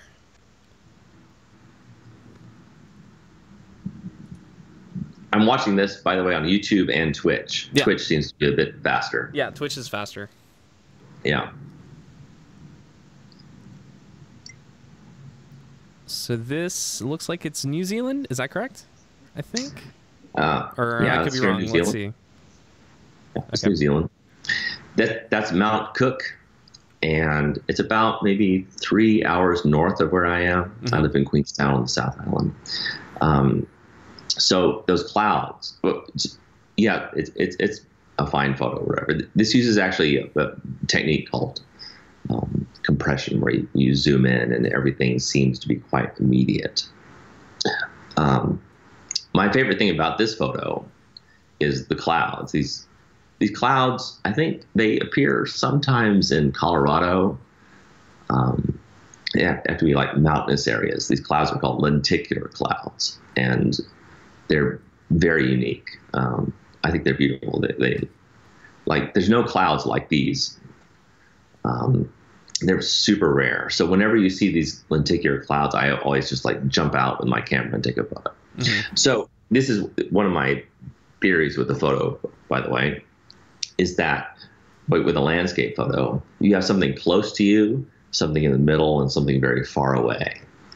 And like whenever you have a path or a road, it really leads people into like experiencing the photo for what it is. I don't think it makes any sense. It does. I know with the feeling of mountains is sometimes daunting, because I know I saw my first mountains or high up areas in Cincinnati, actually, because Florida is super flat. So there's nothing like that here. Florida is very flat. That's true. And And this photo reminds me of my time in Cincinnati, actually, because when I was in Cincinnati, there's like buildings on the mountain, and I was like, this is so weird. It's just another place. And Yeah. it's talking about like exploring out of your bubble that you were talking about earlier. I've always been drawn to mountains. I don't know. Maybe I think there might be something in people's DNA, or like where their ancestors were from, or like something like for example, my wife is drawn to the beach. Like she likes like to have a horizon and have water, and warm beach. Like she's drawn to that. I am more drawn to like the mountains. Like I love having like giant rocky things around me all the time. And I do think there is something in your like ancestral DNA that like draws you to certain places. I don't know if that makes any sense. Some people are forest people, they like trees. Some people are like desert people. They love Phoenix, or like the Arizona, or like these kind of deserty places. Some people are like beach people. They love to like see the coast. They're like they like boats and that sort of thing. And some people like me are like mountain people. They just like being in mountains all the time. I don't really understand it, but I'm interested in analyzing this sort of thing. So I had another question, actually. I know I'm the craziest, and I apologize for this. I'm the craziest build you've ever had. I'm sorry. No. You guys should definitely work with more gamers, not like weird artists like me. No. There's no such thing as the craziest build. I think because sometimes there's so many things that go wrong behind the scenes. So this build has actually been extremely smooth, which is great. In terms of what we're talking about and the PC itself, because PJ, what's the status of the build right now, actually? Wiring everything up to the power supply. Still got to put the video card and the cooler in, and then it should be done. Yeah. Oh, and the lights. Can't forget the lights. Is there RGB lighting? Yes. Oh, cool. So there will be some RGB lighting with the system. Awesome. So you can change internal. Can you ask PJ a question? Ask him if I'm totally crazy. Like, why am I building this PC for a crazy artist? Okay. Ask him that. Okay. See what he says. PJ, why are you building this PC for this crazy artist? This is a quote from Trey. Why am I building this computer for this crazy artist? So he can put more crazy images on it. There you go. I like it. Great answer. Great answer. You need a crazy system to put crazy storage. With crazy storage to put your crazy images on. There you go. There you go. I do. Man, look at that guy with the zip ties. Yeah, that's how you organize the cables, is with the zip ties and keeping the cables together. Because, again, those cables are going from the motherboard to the power supply and the other parts of the computer. So, can I ask a dumb question? If you want an honest answer, so many cables. What do they all connect to? This could be they connect to the power supply. So those blue cables are actually connected. Well, I know they connect to the power supply, but what are all the other cables connecting to? The parts of the computer. So the SSDs, the storage drives, the motherboard. Typically in the parts, of course. But PJ's not on the other. If he shows the other side of the case, he can actually show where the cables are going to. Gotcha. Right now we're focusing on the wiring, but we can show that later. Let's see. So you sent the PDF over, and I was reading it. I'm not. That's my new book. This is something that's consumed my life for the last 6 months. Because I'm reading. It's really interesting. It's crazy. This is be very controversial. It started out. Wired magazine asked me to write an article about Instagram, and I ended up learning so much about what a dark, terrible place it is that I had so much. It was way too long for an article. So I was like, I'm going to turn this thing into a book, and that's kind of the origin of the book. Like what is what's really going on Instagram and social media. I know the book has a very like clickbaity kind of name, which of course I did on purpose. Of course. But I could have called the book like How to Stay Zen on Social Media and not let any of it affect you. And actually, that's what the bulk of the book is about. It's like how to stay calm and not let social media affect your life. I've seen that's an ongoing problem. I don't know. I mean, I guess I'm fortunate in the fact that I'm not an obsessive social media person. Yeah. So I'm not like always like, I go to concerts, but I'll occasionally post a concert photo.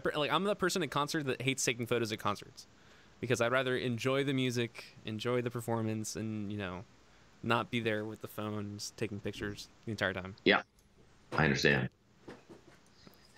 Yes, I totally understand. So that's kind of the main thing about the book, but also the book also describes like how a lot of people are committing fraud on Instagram and social media. Actually, do you provide examples in the book too?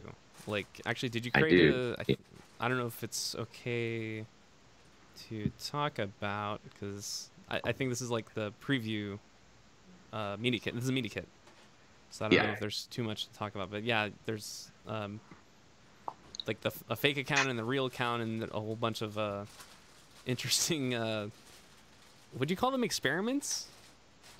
Yes, so in one of the chapters we talk about I took my assistant, this kid named Tane, good looking Kiwi guy, and I take photos all the time, and he happens to be like a good looking guy, so I take photos of him all over the place. I thought, okay, here's the plan. We're gonna build you a fake influencer account. So we bought him maybe 110,000 followers. We bought him a bunch of comments and likes, and then we started to approach agencies and brands, and they all wanted to engage with him, but it was all total. So we did this as an experiment to show how easy it is to, as the book title says, fake your way into getting rich on Instagram. Try to find anything else here. I feel like just to direct people to read the book. When is it releasing soon? Do you have a date for it, or is it out? It should come out. I think we're gonna do a pre-release. So people can buy it maybe the next week, maybe 10 days. Oh, so it's soon. It's really soon. Oh, that's cool. Yeah, please. Yeah. And so they can get it on Kindle, or they can get like a physical book sent to them. Cool. All right. Well, I'll be sure to share it to the team and see if we can give it some love on our social channels, because of course that's what Origin PC, we have our own social channels. So I'll talk to the team and see. Yeah, that would be cool. Actually, thank you. That's very nice of you. Thank you. We always like to give love to all of our friends at Origin PC, whether it's game developers, publishers, photographers, everyone. Cool. Actually, in college, I took a class focusing on social media and the pros and cons. It wasn't like how to social media class. It's about like the influence it has in cultures and countries, and the impact. Actually, the book that we read for this class, I'm trying to remember the name of the book, but it was focusing on the revolution in Egypt, I believe. Yeah. Do you remember that? Yeah, I do remember that. Yeah. It was in Cairo. Yes. It was actually right outside of the Ritz-Carlton by the museum. And now I went there after the revolution. They have all kinds of they have SWAT teams everywhere, and they have these like giant I don't know how to explain. They're like barracks, like these giant iron things that are slanted with like little sight holes, and so there's constantly guns all over the place. So people are like, there will never be another revolution because now Egypt is ready for it. Like it's very locked down now. In fact, actually a very interesting thing about Egypt, which, because I like to talk to local people and see like what they think about politics and religion and this kind of thing. Not everyone, but I would say like the vast majority of Egyptians love Donald Trump. They think he's amazing, which I found to be like a completely shocking. They love this guy, and they hate. Like actually this is probably like 100% or like 99%. They hate Hillary Clinton because they feel like she is the one that fueled this Islamic Brotherhood that was the cause of so much pain in Egypt. To me, it's amazing when I travel around, like how much influence the U.S. has around the world. Like everyone has an opinion on everything. Of course, it's all completely fictionalized, but like, yeah. Anyway, my point is that people in Egypt, they love Trump. What about the impact you think social media had on that? Oh no, it's all because of social media. Yeah. Absolutely. And I think like there's going to be many more revolutions that are fueled by social media. There's actually a chapter in the book where I talk about, and this will be no surprise to people watching this or even you, that these algorithms, because remember, like we used to see things in chronological order, like you would see everything from your friends, but now there's an algorithm that chooses what you want to see. And the point of the algorithm is to make sure that you're on your screen as long as possible, right? Because the longer you're on your screen, the more ads you'll see. So this is how they make money. So they want to make sure that you are on your screen as long as possible. So even if you're into some kind of a fringe thing, like let's say you believe in a flat Earth, or you're a anti-vaxxer or whatever, like nonsensical things. If that is your self-identity, that you will start to interact with like flat Earth things or anti-vax things or whatever, and then you'll start to see more of this in the future. So like to me, this is like the big problem with social media, is that if you have any kind of like a weird idea, it will reinforce that. It keeps you in a bubble, essentially. From what my understanding from that class, you're like super stuck inside the bubble. Yeah. Absolutely.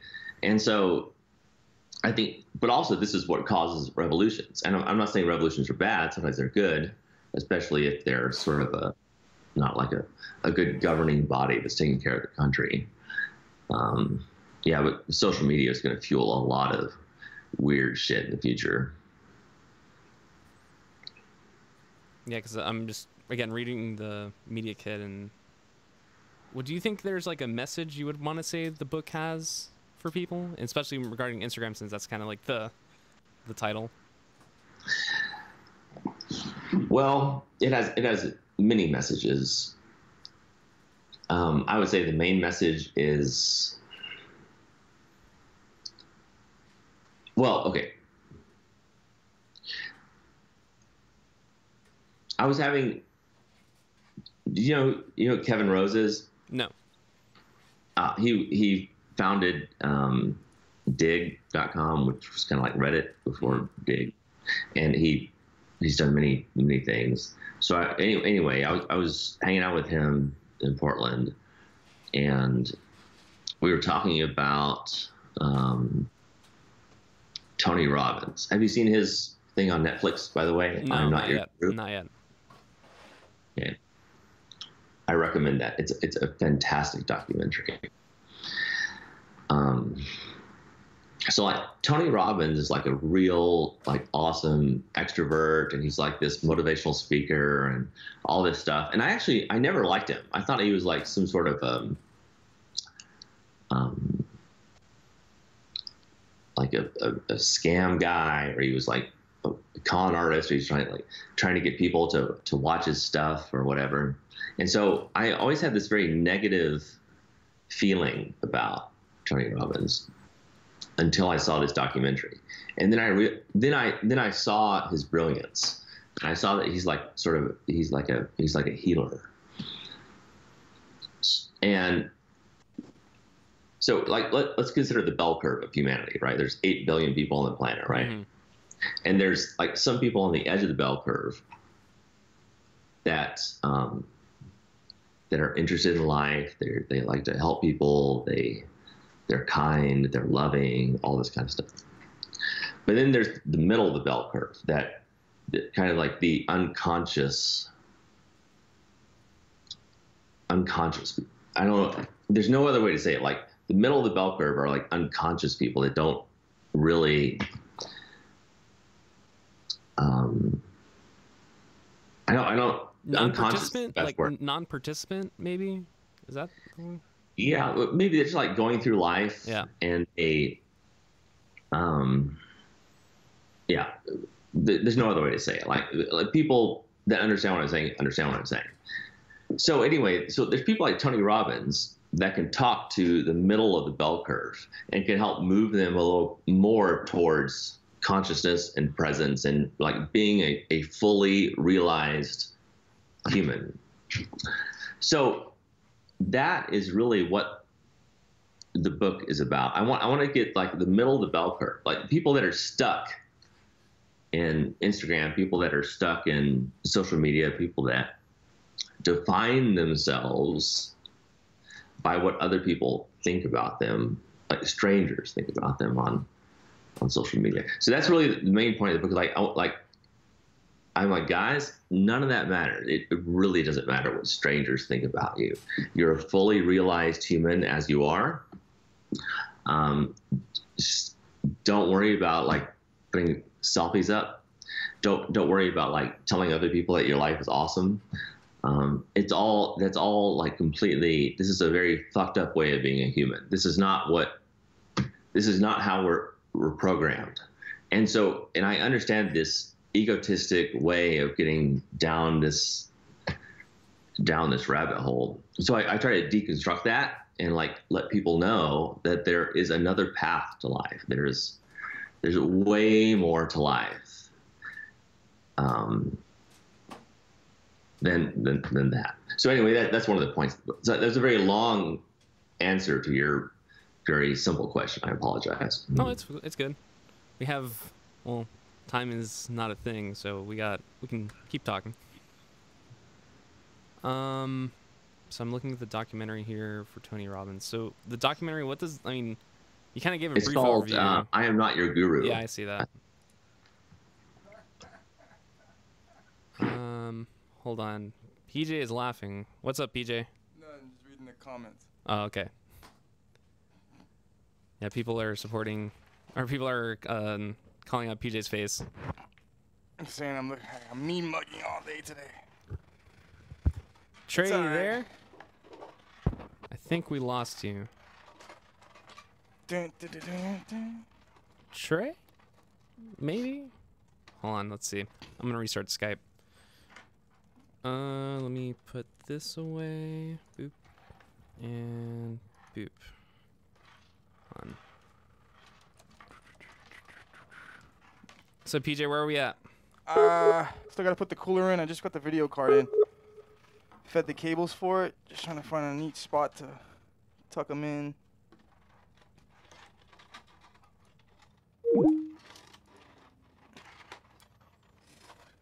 Once I finish with this, I should be able to power it on. Oh yeah, I gotta put the lights in. Damn those lights. So that's like a little different hole than the other PC, like the other Neuron, right? Obviously the case yeah, design this is different. completely different. Yeah. Well, I'm gonna try to see if I can try to get Trey back, or if there's something wrong with his internet over there, because he just completely DC'd, disconnected. He did? Yeah. Uh-oh. What'd you break, Lewis? I didn't break it. We're still on stream. I think chat sees that we're still on stream. What did you break, Lewis? I didn't break anything. Did I do? Calm down. It's not my fault, PJ. It's not my fault. It's all your fault, Lewis. All right. Let's see. I have the other camera set up too, so we can like hop back and forth. It's pretty cool. Camera 1. Camera 2. Oh, shnikes.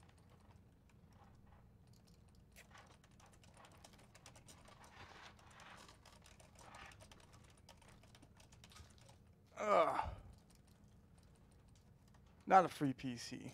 What's up, everybody? We'll use this time, actually, since PJ's wiring it up here, to talk about a giveaway that is coming up. Oh, giveaways. Everybody likes a giveaway. Not a PC, though. Not a PC. What? Oh, maybe. And what is it? We're not talking about that today. Why are we not talking about that today? You can't tease the whatever. You can't tease the chat room and then just, like, duck out. Bruh. Bruh. Bruh. Bruh. All right, not this. Hold on a second, friends. So tomorrow at 4 p.m., we have a episode of Origin PC Plays. We're actually playing Dead or Alive 6 on stream on PC, and we have copies of the games giveaway. Oh, snap. That's right. Have you ever played Dead or Alive, PJ?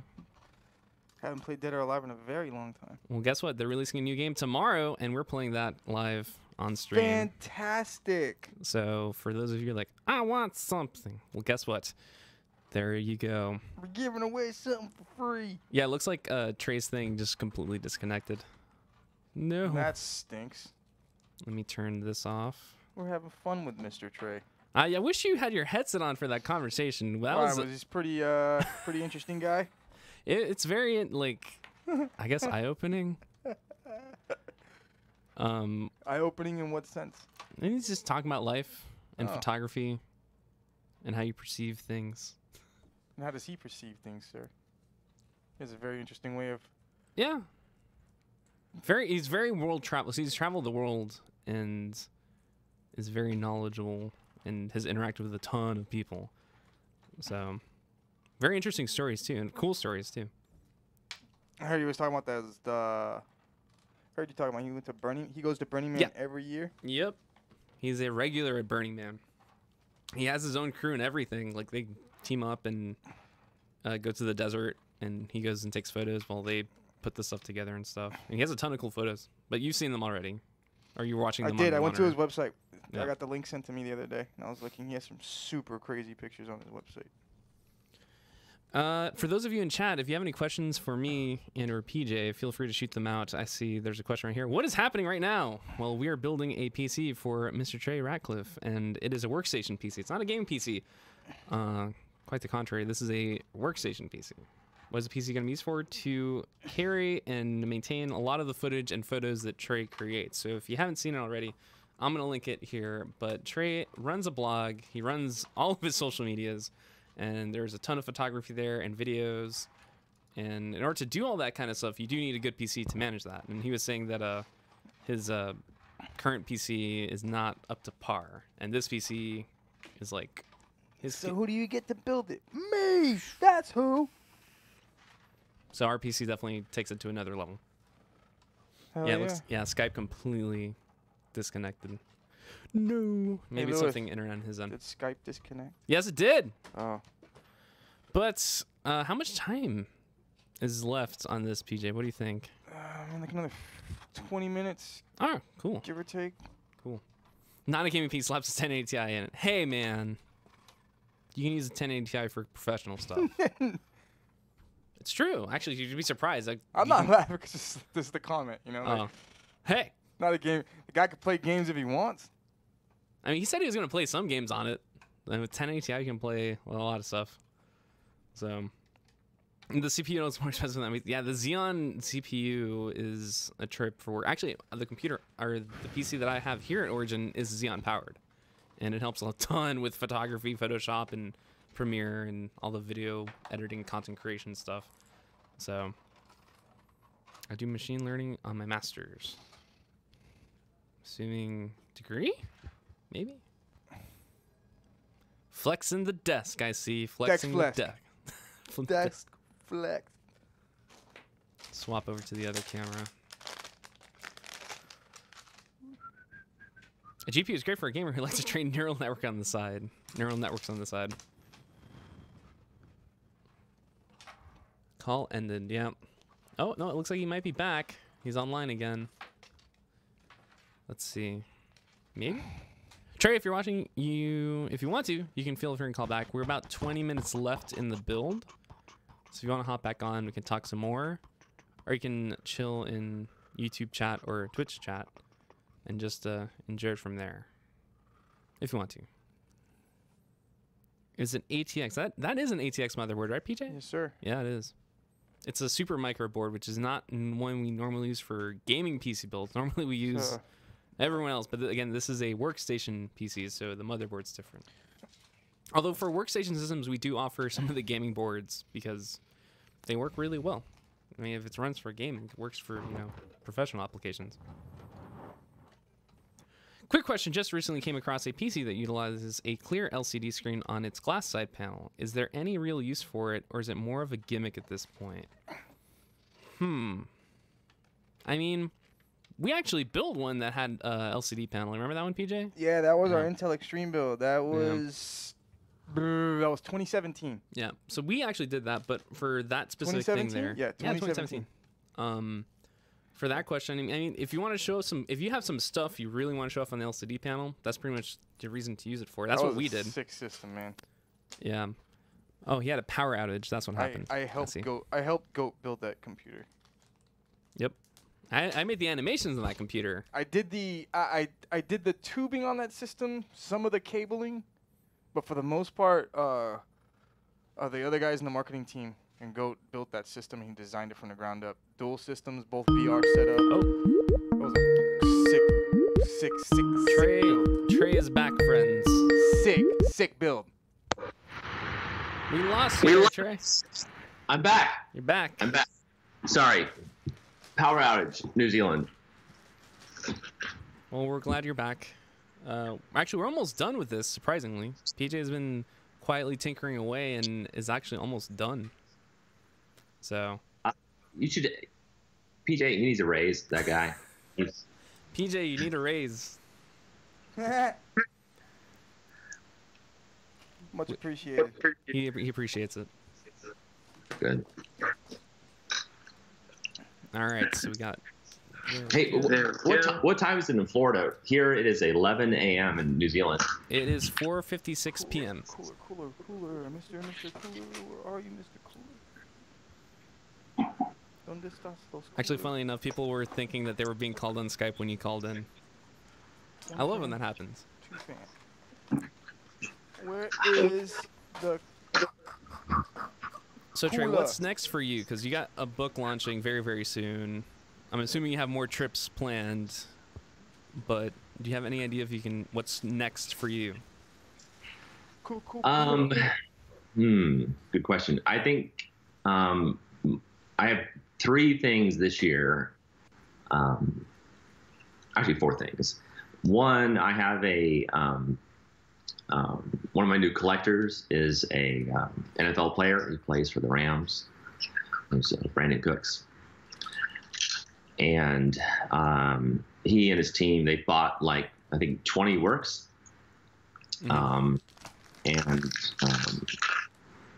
So we're going to have an unveiling party at his house in LA. Oh, cool. So we're going to have, that's going to be fun. Beyond that, I have Burning Man in August, and then I'm going to Africa. We have an Africa workshop. I do maybe 1 or 2 workshops a year. We have our Africa workshop in late September, early October, and then I'm going back to Japan for the Rugby World Cup. Yeah, that's everything. For this year, yeah. Yeah. That's cool. Speaking of Japan, do you think you might be going to take photos at the Olympics, or no, since it's pretty close and you like Japan? It's actually not close. It takes... New Zealand is super far away from it. We're basically in Antarctica. When I say close, I mean on that side of the world. I'm sorry. That's what I meant. It still takes I think 11 hours to fly there.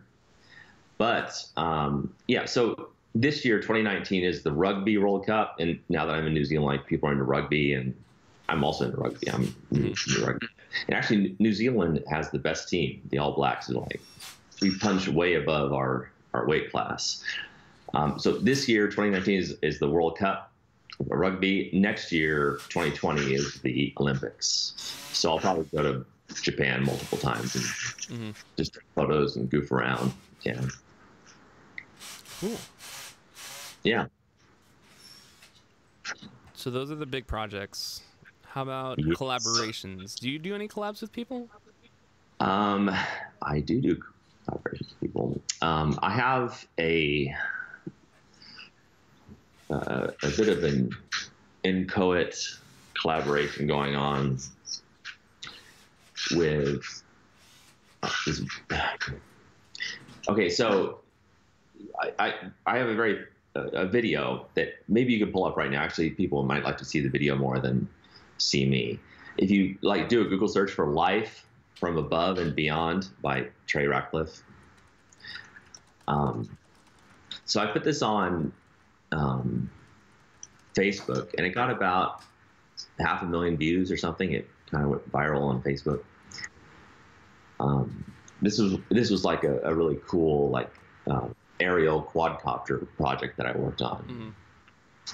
Mm-hmm.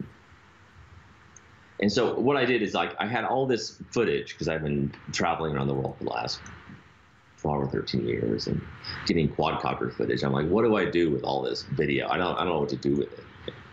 So there's a longer story about like why I made this video, which I won't get into. But anyway, I combined the video with music from Hans Zimmer and the words of Alan Watts, who's one of my favorite philosophers. Because I was really exploring this idea of life and death and like what's it all about. And the origin of it is my wife got cancer, the same kind that Steve Jobs had. So I was like in this weird place. I was like, I should use this weird energy in a creative way. So I made this video. I have it up. I'll go ahead and put it up on the screen. Yeah. So give me a quick second here so I can get it set up. Yeah, no problem. And so now I'm making a new, I just did that for free, just as a little gift to the world to help people understand these ideas of life and death and man, what's it all about. So now I'm working on a new version of that video, with all new footage that I've gotten in the last 2 or 3 years. And we have original music now from Hans, who he's one of my friends. And so I asked him, I said, dude, let's make an original song for this thing. Because we have backing from the Ritz-Carlton and Marriott, and the idea, it goes to my overall idea, I want to move consciousness and mindfulness forward. And so they don't really no one likes in-room hotel videos. They're super boring. You just see some kind of a rolled up towel by the spa, or some classy lady having champagne in the lobby. And they're so banal. They're so empty. And so their team actually, for whatever reason, likes me. And they want to have a video in the room that will just continue on a loop. And they have over 1 million rooms or something. I don't know, Marriott and Ritz-Carlton. So this is actually what I'm excited about, is trying to produce art that moves the idea of consciousness forward. And they partner with a corporation like that. The next step, I mean, that's great. That it's going slow because there's legal stuff going on about who owns the music and IP and all that stuff. But my agent's taking care of that. Beyond that, I want to get it into every Chromecast so that it doesn't just appear in 1 million hotel rooms every night, but it appears in hundreds of millions of homes every night. Because there's screens all around the world, right? And a lot of these screens are now connected to the internet. And if we do one little thing to help people be more present and more conscious, and so I want to move this around the world as much as possible. So I'm talking to I have this new friend named Tim Chang, and he gave me the brilliant idea to talk to Sergey Brin and get it into every Chromecast. So that's my big art project, is to get this art into as many eyeballs as possible. Oh, that's awesome. I mean, the Chromecast already has a massive audience, and there's so many eyes out there to get this project out. Which is awesome. Dude, there's a ton of eyes. Like Google used to keep track of like how many views your photos got, and they turned it off. But when they turned it off about a year ago, I think I had like 140 billion views of my photos on Chromecast. So like Chromecast is incredibly huge. So Google has, or they use your photos on there. Yeah. So Chromecast, when it like goes into like dark mode or screensaver mode, they start to show photos, and my photos are like just there's a lot of photos, but mine are somewhere in the mix. Cool. Well, hopefully those of you watching that have Chromecast, keep an eye open. Trey's photos could be in the bunch. Or they are in the bunch. What am I talking about? Yeah, they're already in there. I'm trying to get the video up, but for whatever reason, I'm having trouble loading it. Because, let's see. YouTube's giving me problems. Facebook is loading it, but it looks super low resolution. And Vimeo can't load it either. So I'm trying to figure out why. Hopefully I can get the video up and running, because... Because I think those are some drone shots in there, am I correct? It's all drone, actually. Okay. It's 100% drone. Okay. Yeah, I wonder why it's not working. YouTube should work. Yeah, normally YouTube does work when we do streams, so even when we're streaming, we can actually just pull up videos up and running. Let me see. It could be this. Let me see. I'm just doing some tinkering here to get the video up and running.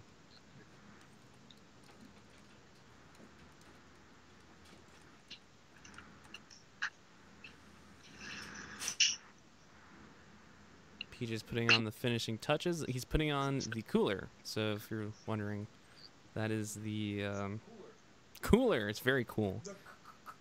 Hey, I see a question here on Twitch. Her Shades OG says, does Trey have a mentor that he looks to for life and career inspiration? I would say that my mentors are definitely philosophers. I would just like do any kind of YouTube search for Alan Watts, AlanWatts,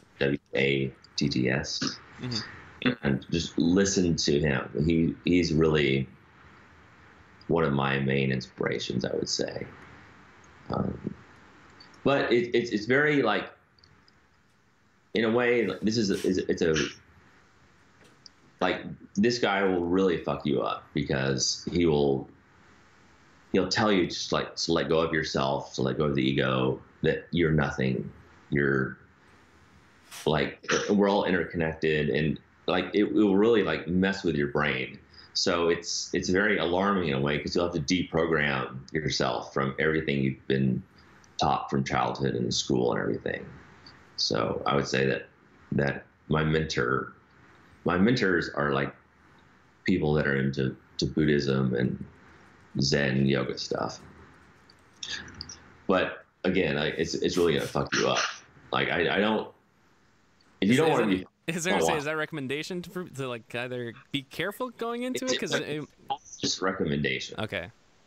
Yeah. I know for some people they don't like to explore that kind of sect. I'm more open-minded, but I know there are some people that are very, very closed because they prefer that life. They don't want to go out. No, I think most people like that. They have an egoic construct of their life and their identity, and that's how they go through life. Like they assume this mantle, this mask that they put on, and to many people it does serve them very well. It's okay, but like all of this stuff deconstructs that and shows you that this is an illusion, a fictional construct, and it will fuck with people's brains. All right, to me, I think I got it. Right. I'm sorry to interrupt. I got it. I think. Yeah. So let's go ahead and put this up.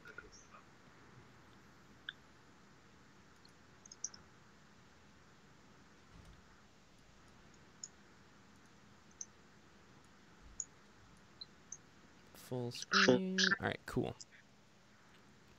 And there is audio with it too. Should I have the audio play in the background? Oh yeah, Okay. It's actually all about the audio. Okay, hold on. Let me make sure audio should play. I'll bloviating while he bloviates. Okay. And it's okay that PJ's building in the background of the video, or should I remove him? Okay. We always like to see a little PJ action. Okay. Fine. All right, so we'll be watching this video with PJ. Is the audio coming out?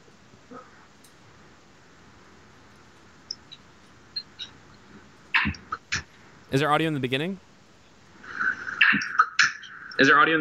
Yeah, there is. Okay, I can't hear it. Yeah, I'm not hearing it. But that's okay. It's all right. You Okay. should.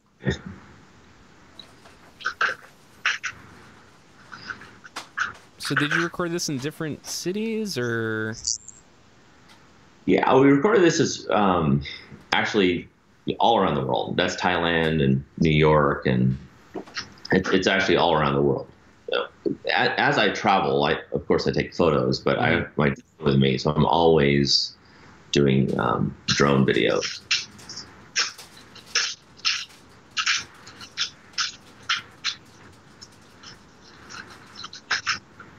It's even better with the audio, but the visuals themselves are, I guess, pretty nice.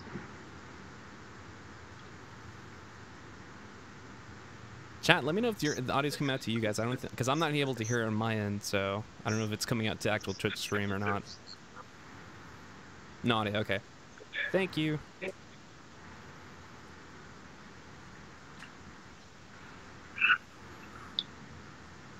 So some of these look a little familiar because I remember seeing some of these in your photography. So I'm assuming when you were taking the photos, you also used the drone to get some footage around the same time. Yeah, I do usually my first priority is photos, but then after I take my photos, I launch the drone to get some video.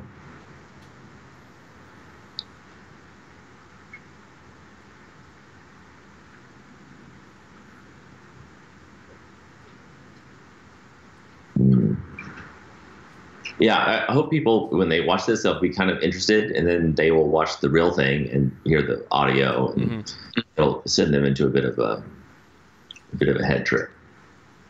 So for those of you that are curious and want to see the full audio version, it's Life from Above and Beyond by Trey Ratcliff. A little kid looking at the drone before it flies off. Yeah. Actually, there's many philosophical things in this video.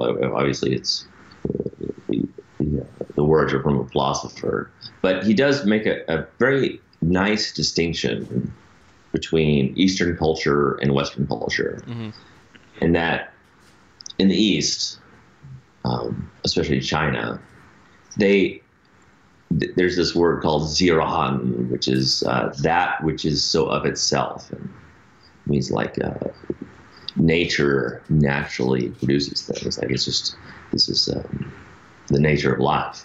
And so, like in China, or in the West, like let's say America, they might ask like, how was I made? Like not too different from making this. Like you make a computer. Like it's created by smart people that know how to put components together, hook them up, and power it.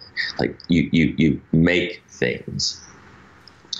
But in the East, it's different. They think that things just evolve naturally. So in the West, a child might ask like, how was I made? Right. But in the East or China, via Quran, they say like, how did I grow?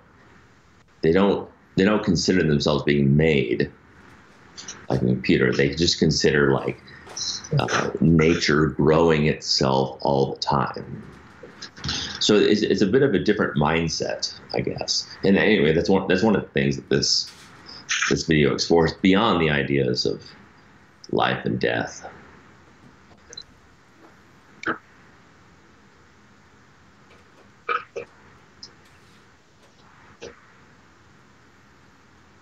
I really wish we got the audio. I could probably look into, but I'll probably watch it afterwards with the audio. I apologize to our audience about the lack of audio. No, I think that people should watch it on their own with the audio. without my commentary. I did think about doing a director's cut of this and talking everything, but I haven't done that yet. How many different shots are in this video? Maybe 20 or 25. I think it's almost every continent around the world, except for Antarctica. They didn't let me take a drone down there. So it's everywhere else. Like, that's the shot of one of our photo walks that we did in LA. I do like live events every now and then. That was one in LA. One of the questions in chat, do you believe in life after death? Oh my goodness. I don't.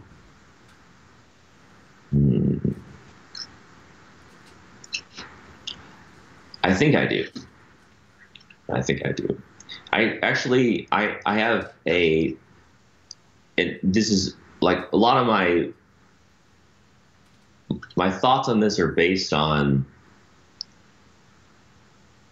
study of philosophy, use of LSD and acid and MDMA and all these different substances. I'm really into this introspection and like what is life about.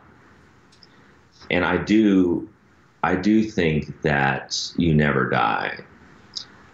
I think that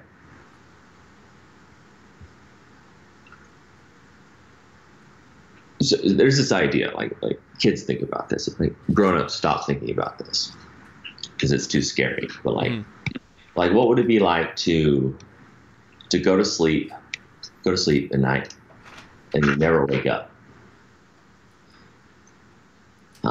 It's a bit of a scary thought, but like if you go to sleep and you never wake up, like this is kind of what death is for many people. I think actually most people when they're older, they go to sleep and they never wake up.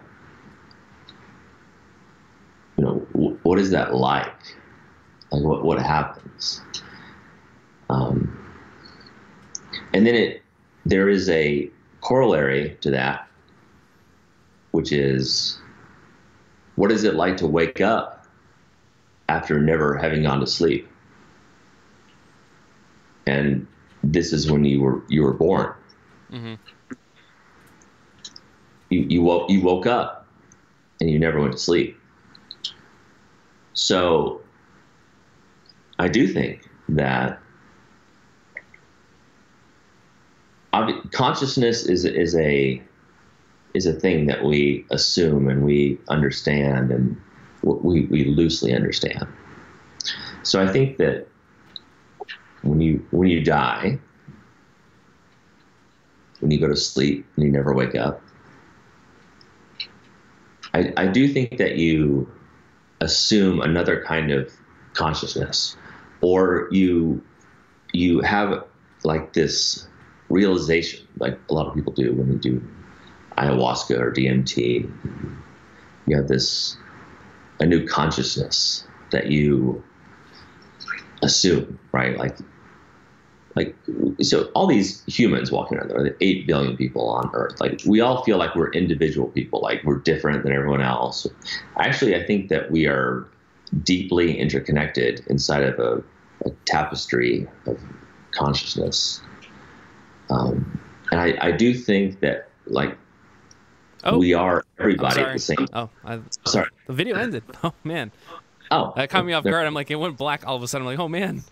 Yeah. No, there's like a surprise ending in that video. That caught me off guard. Holy cow. Sorry. Okay. The timing was actually perfect. I'm sorry, Trey. The video interrupted, and then PJ actually just finished, almost at the exact same time, and that kind of scares me a little bit. Awesome, PJ. Good. Man, I can't wait to get this thing. Oh, I'm so excited. Let me hide myself. This PC is going to change my life. It's going to completely, it will change all of my photography stuff. I hate my current PC. This one's going to be better. Hold on, PJ's getting up the lighting setup so you can actually see the Whoa. computer. It's just really dark right now.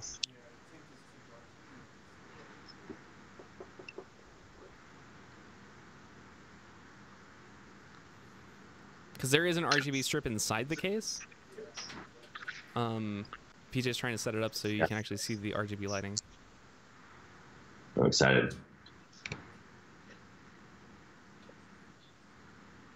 Couple little more tweaks there.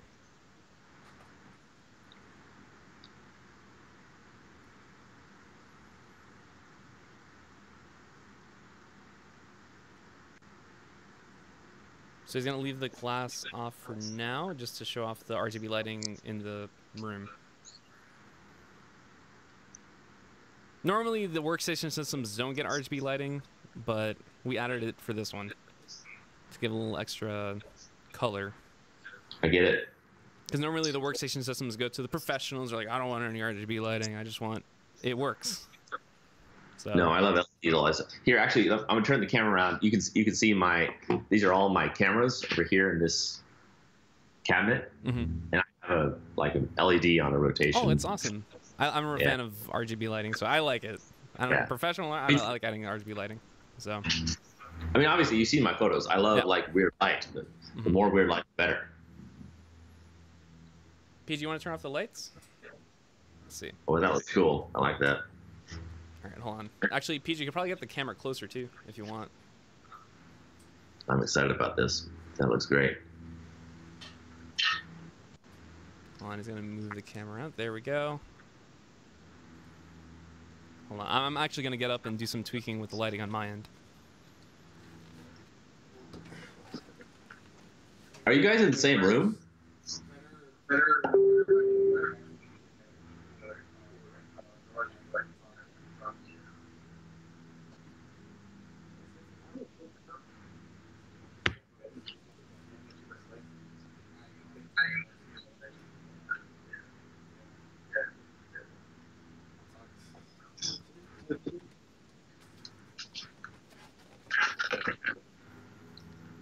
Hello, I've returned.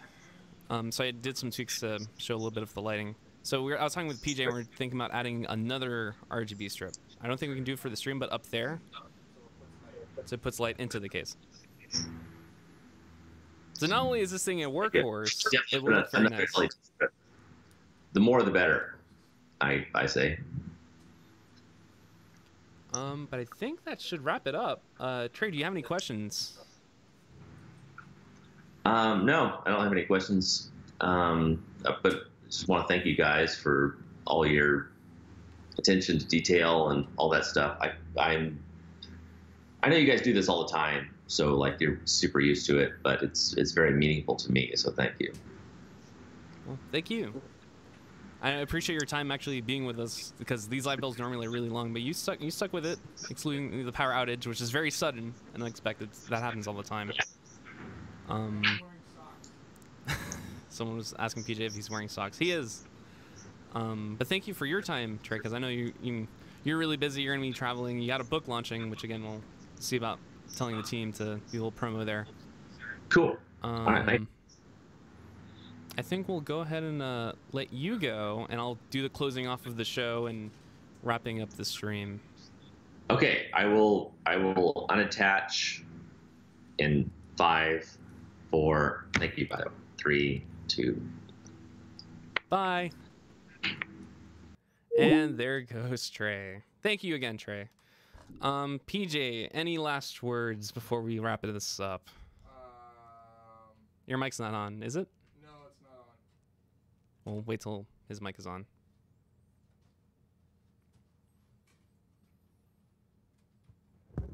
Stay in school.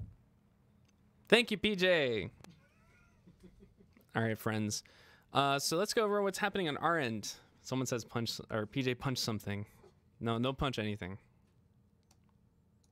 So tomorrow at 4 p.m. Eastern Standard Time, we're going to be playing Dead or Alive 6, courtesy of Koei Tecmo America.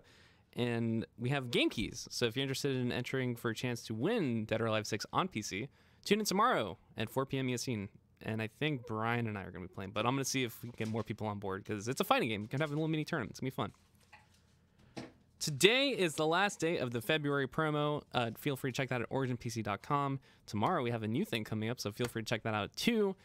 You can get a free upgrade to a 2TB Seagate Firecuda 2.5 SSD, or a free upgrade to a 500GB Seagate Barracuda 2.5 SD. Free US ground shipping, a whole bunch of bundles, and more.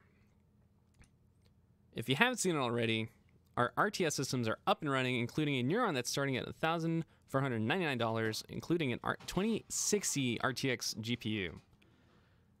You can check that out at originpc.com, and it's under the desktop section. You can actually see the RTS Neuron and also the Eon 15S. I keep forgetting about the Eon 15S, but that is also an RTS system. So these systems actually ship within 1 to 2 days. Because normally when you go to Origin PC, you have to customize your system, and that requires us putting the system together, updating it, and you know, the whole thing. But these systems are already good to go. They're already in the back. They're good to ship.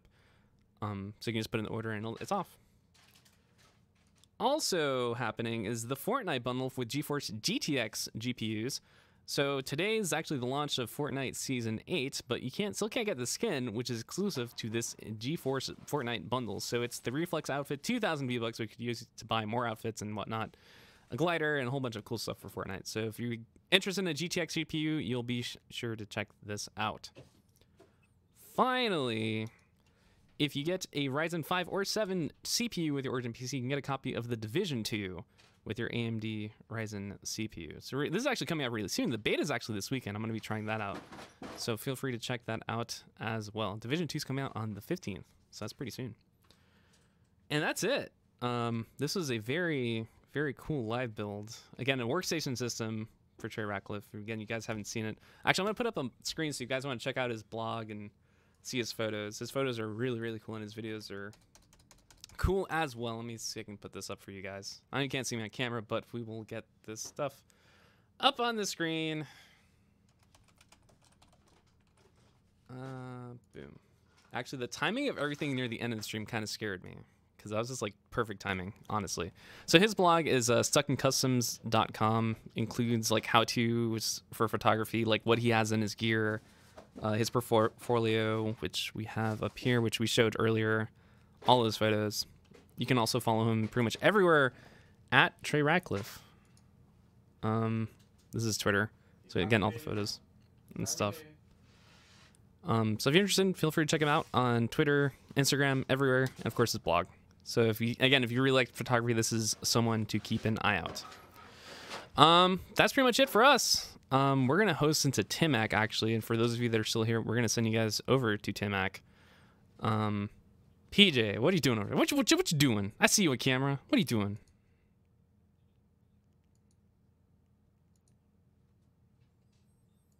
What are you doing? Who is that? Who is that? You. Good job putting up with that, Lewis. All right, no more shenanigans here. I'm saying whoever is right. I don't know. All right, guys. I will be sending you guys to Timac. Thank you again for tuning in. But tune in tomorrow, Dead or Alive 6. Be here. Get a chance to win a copy of the game on PC.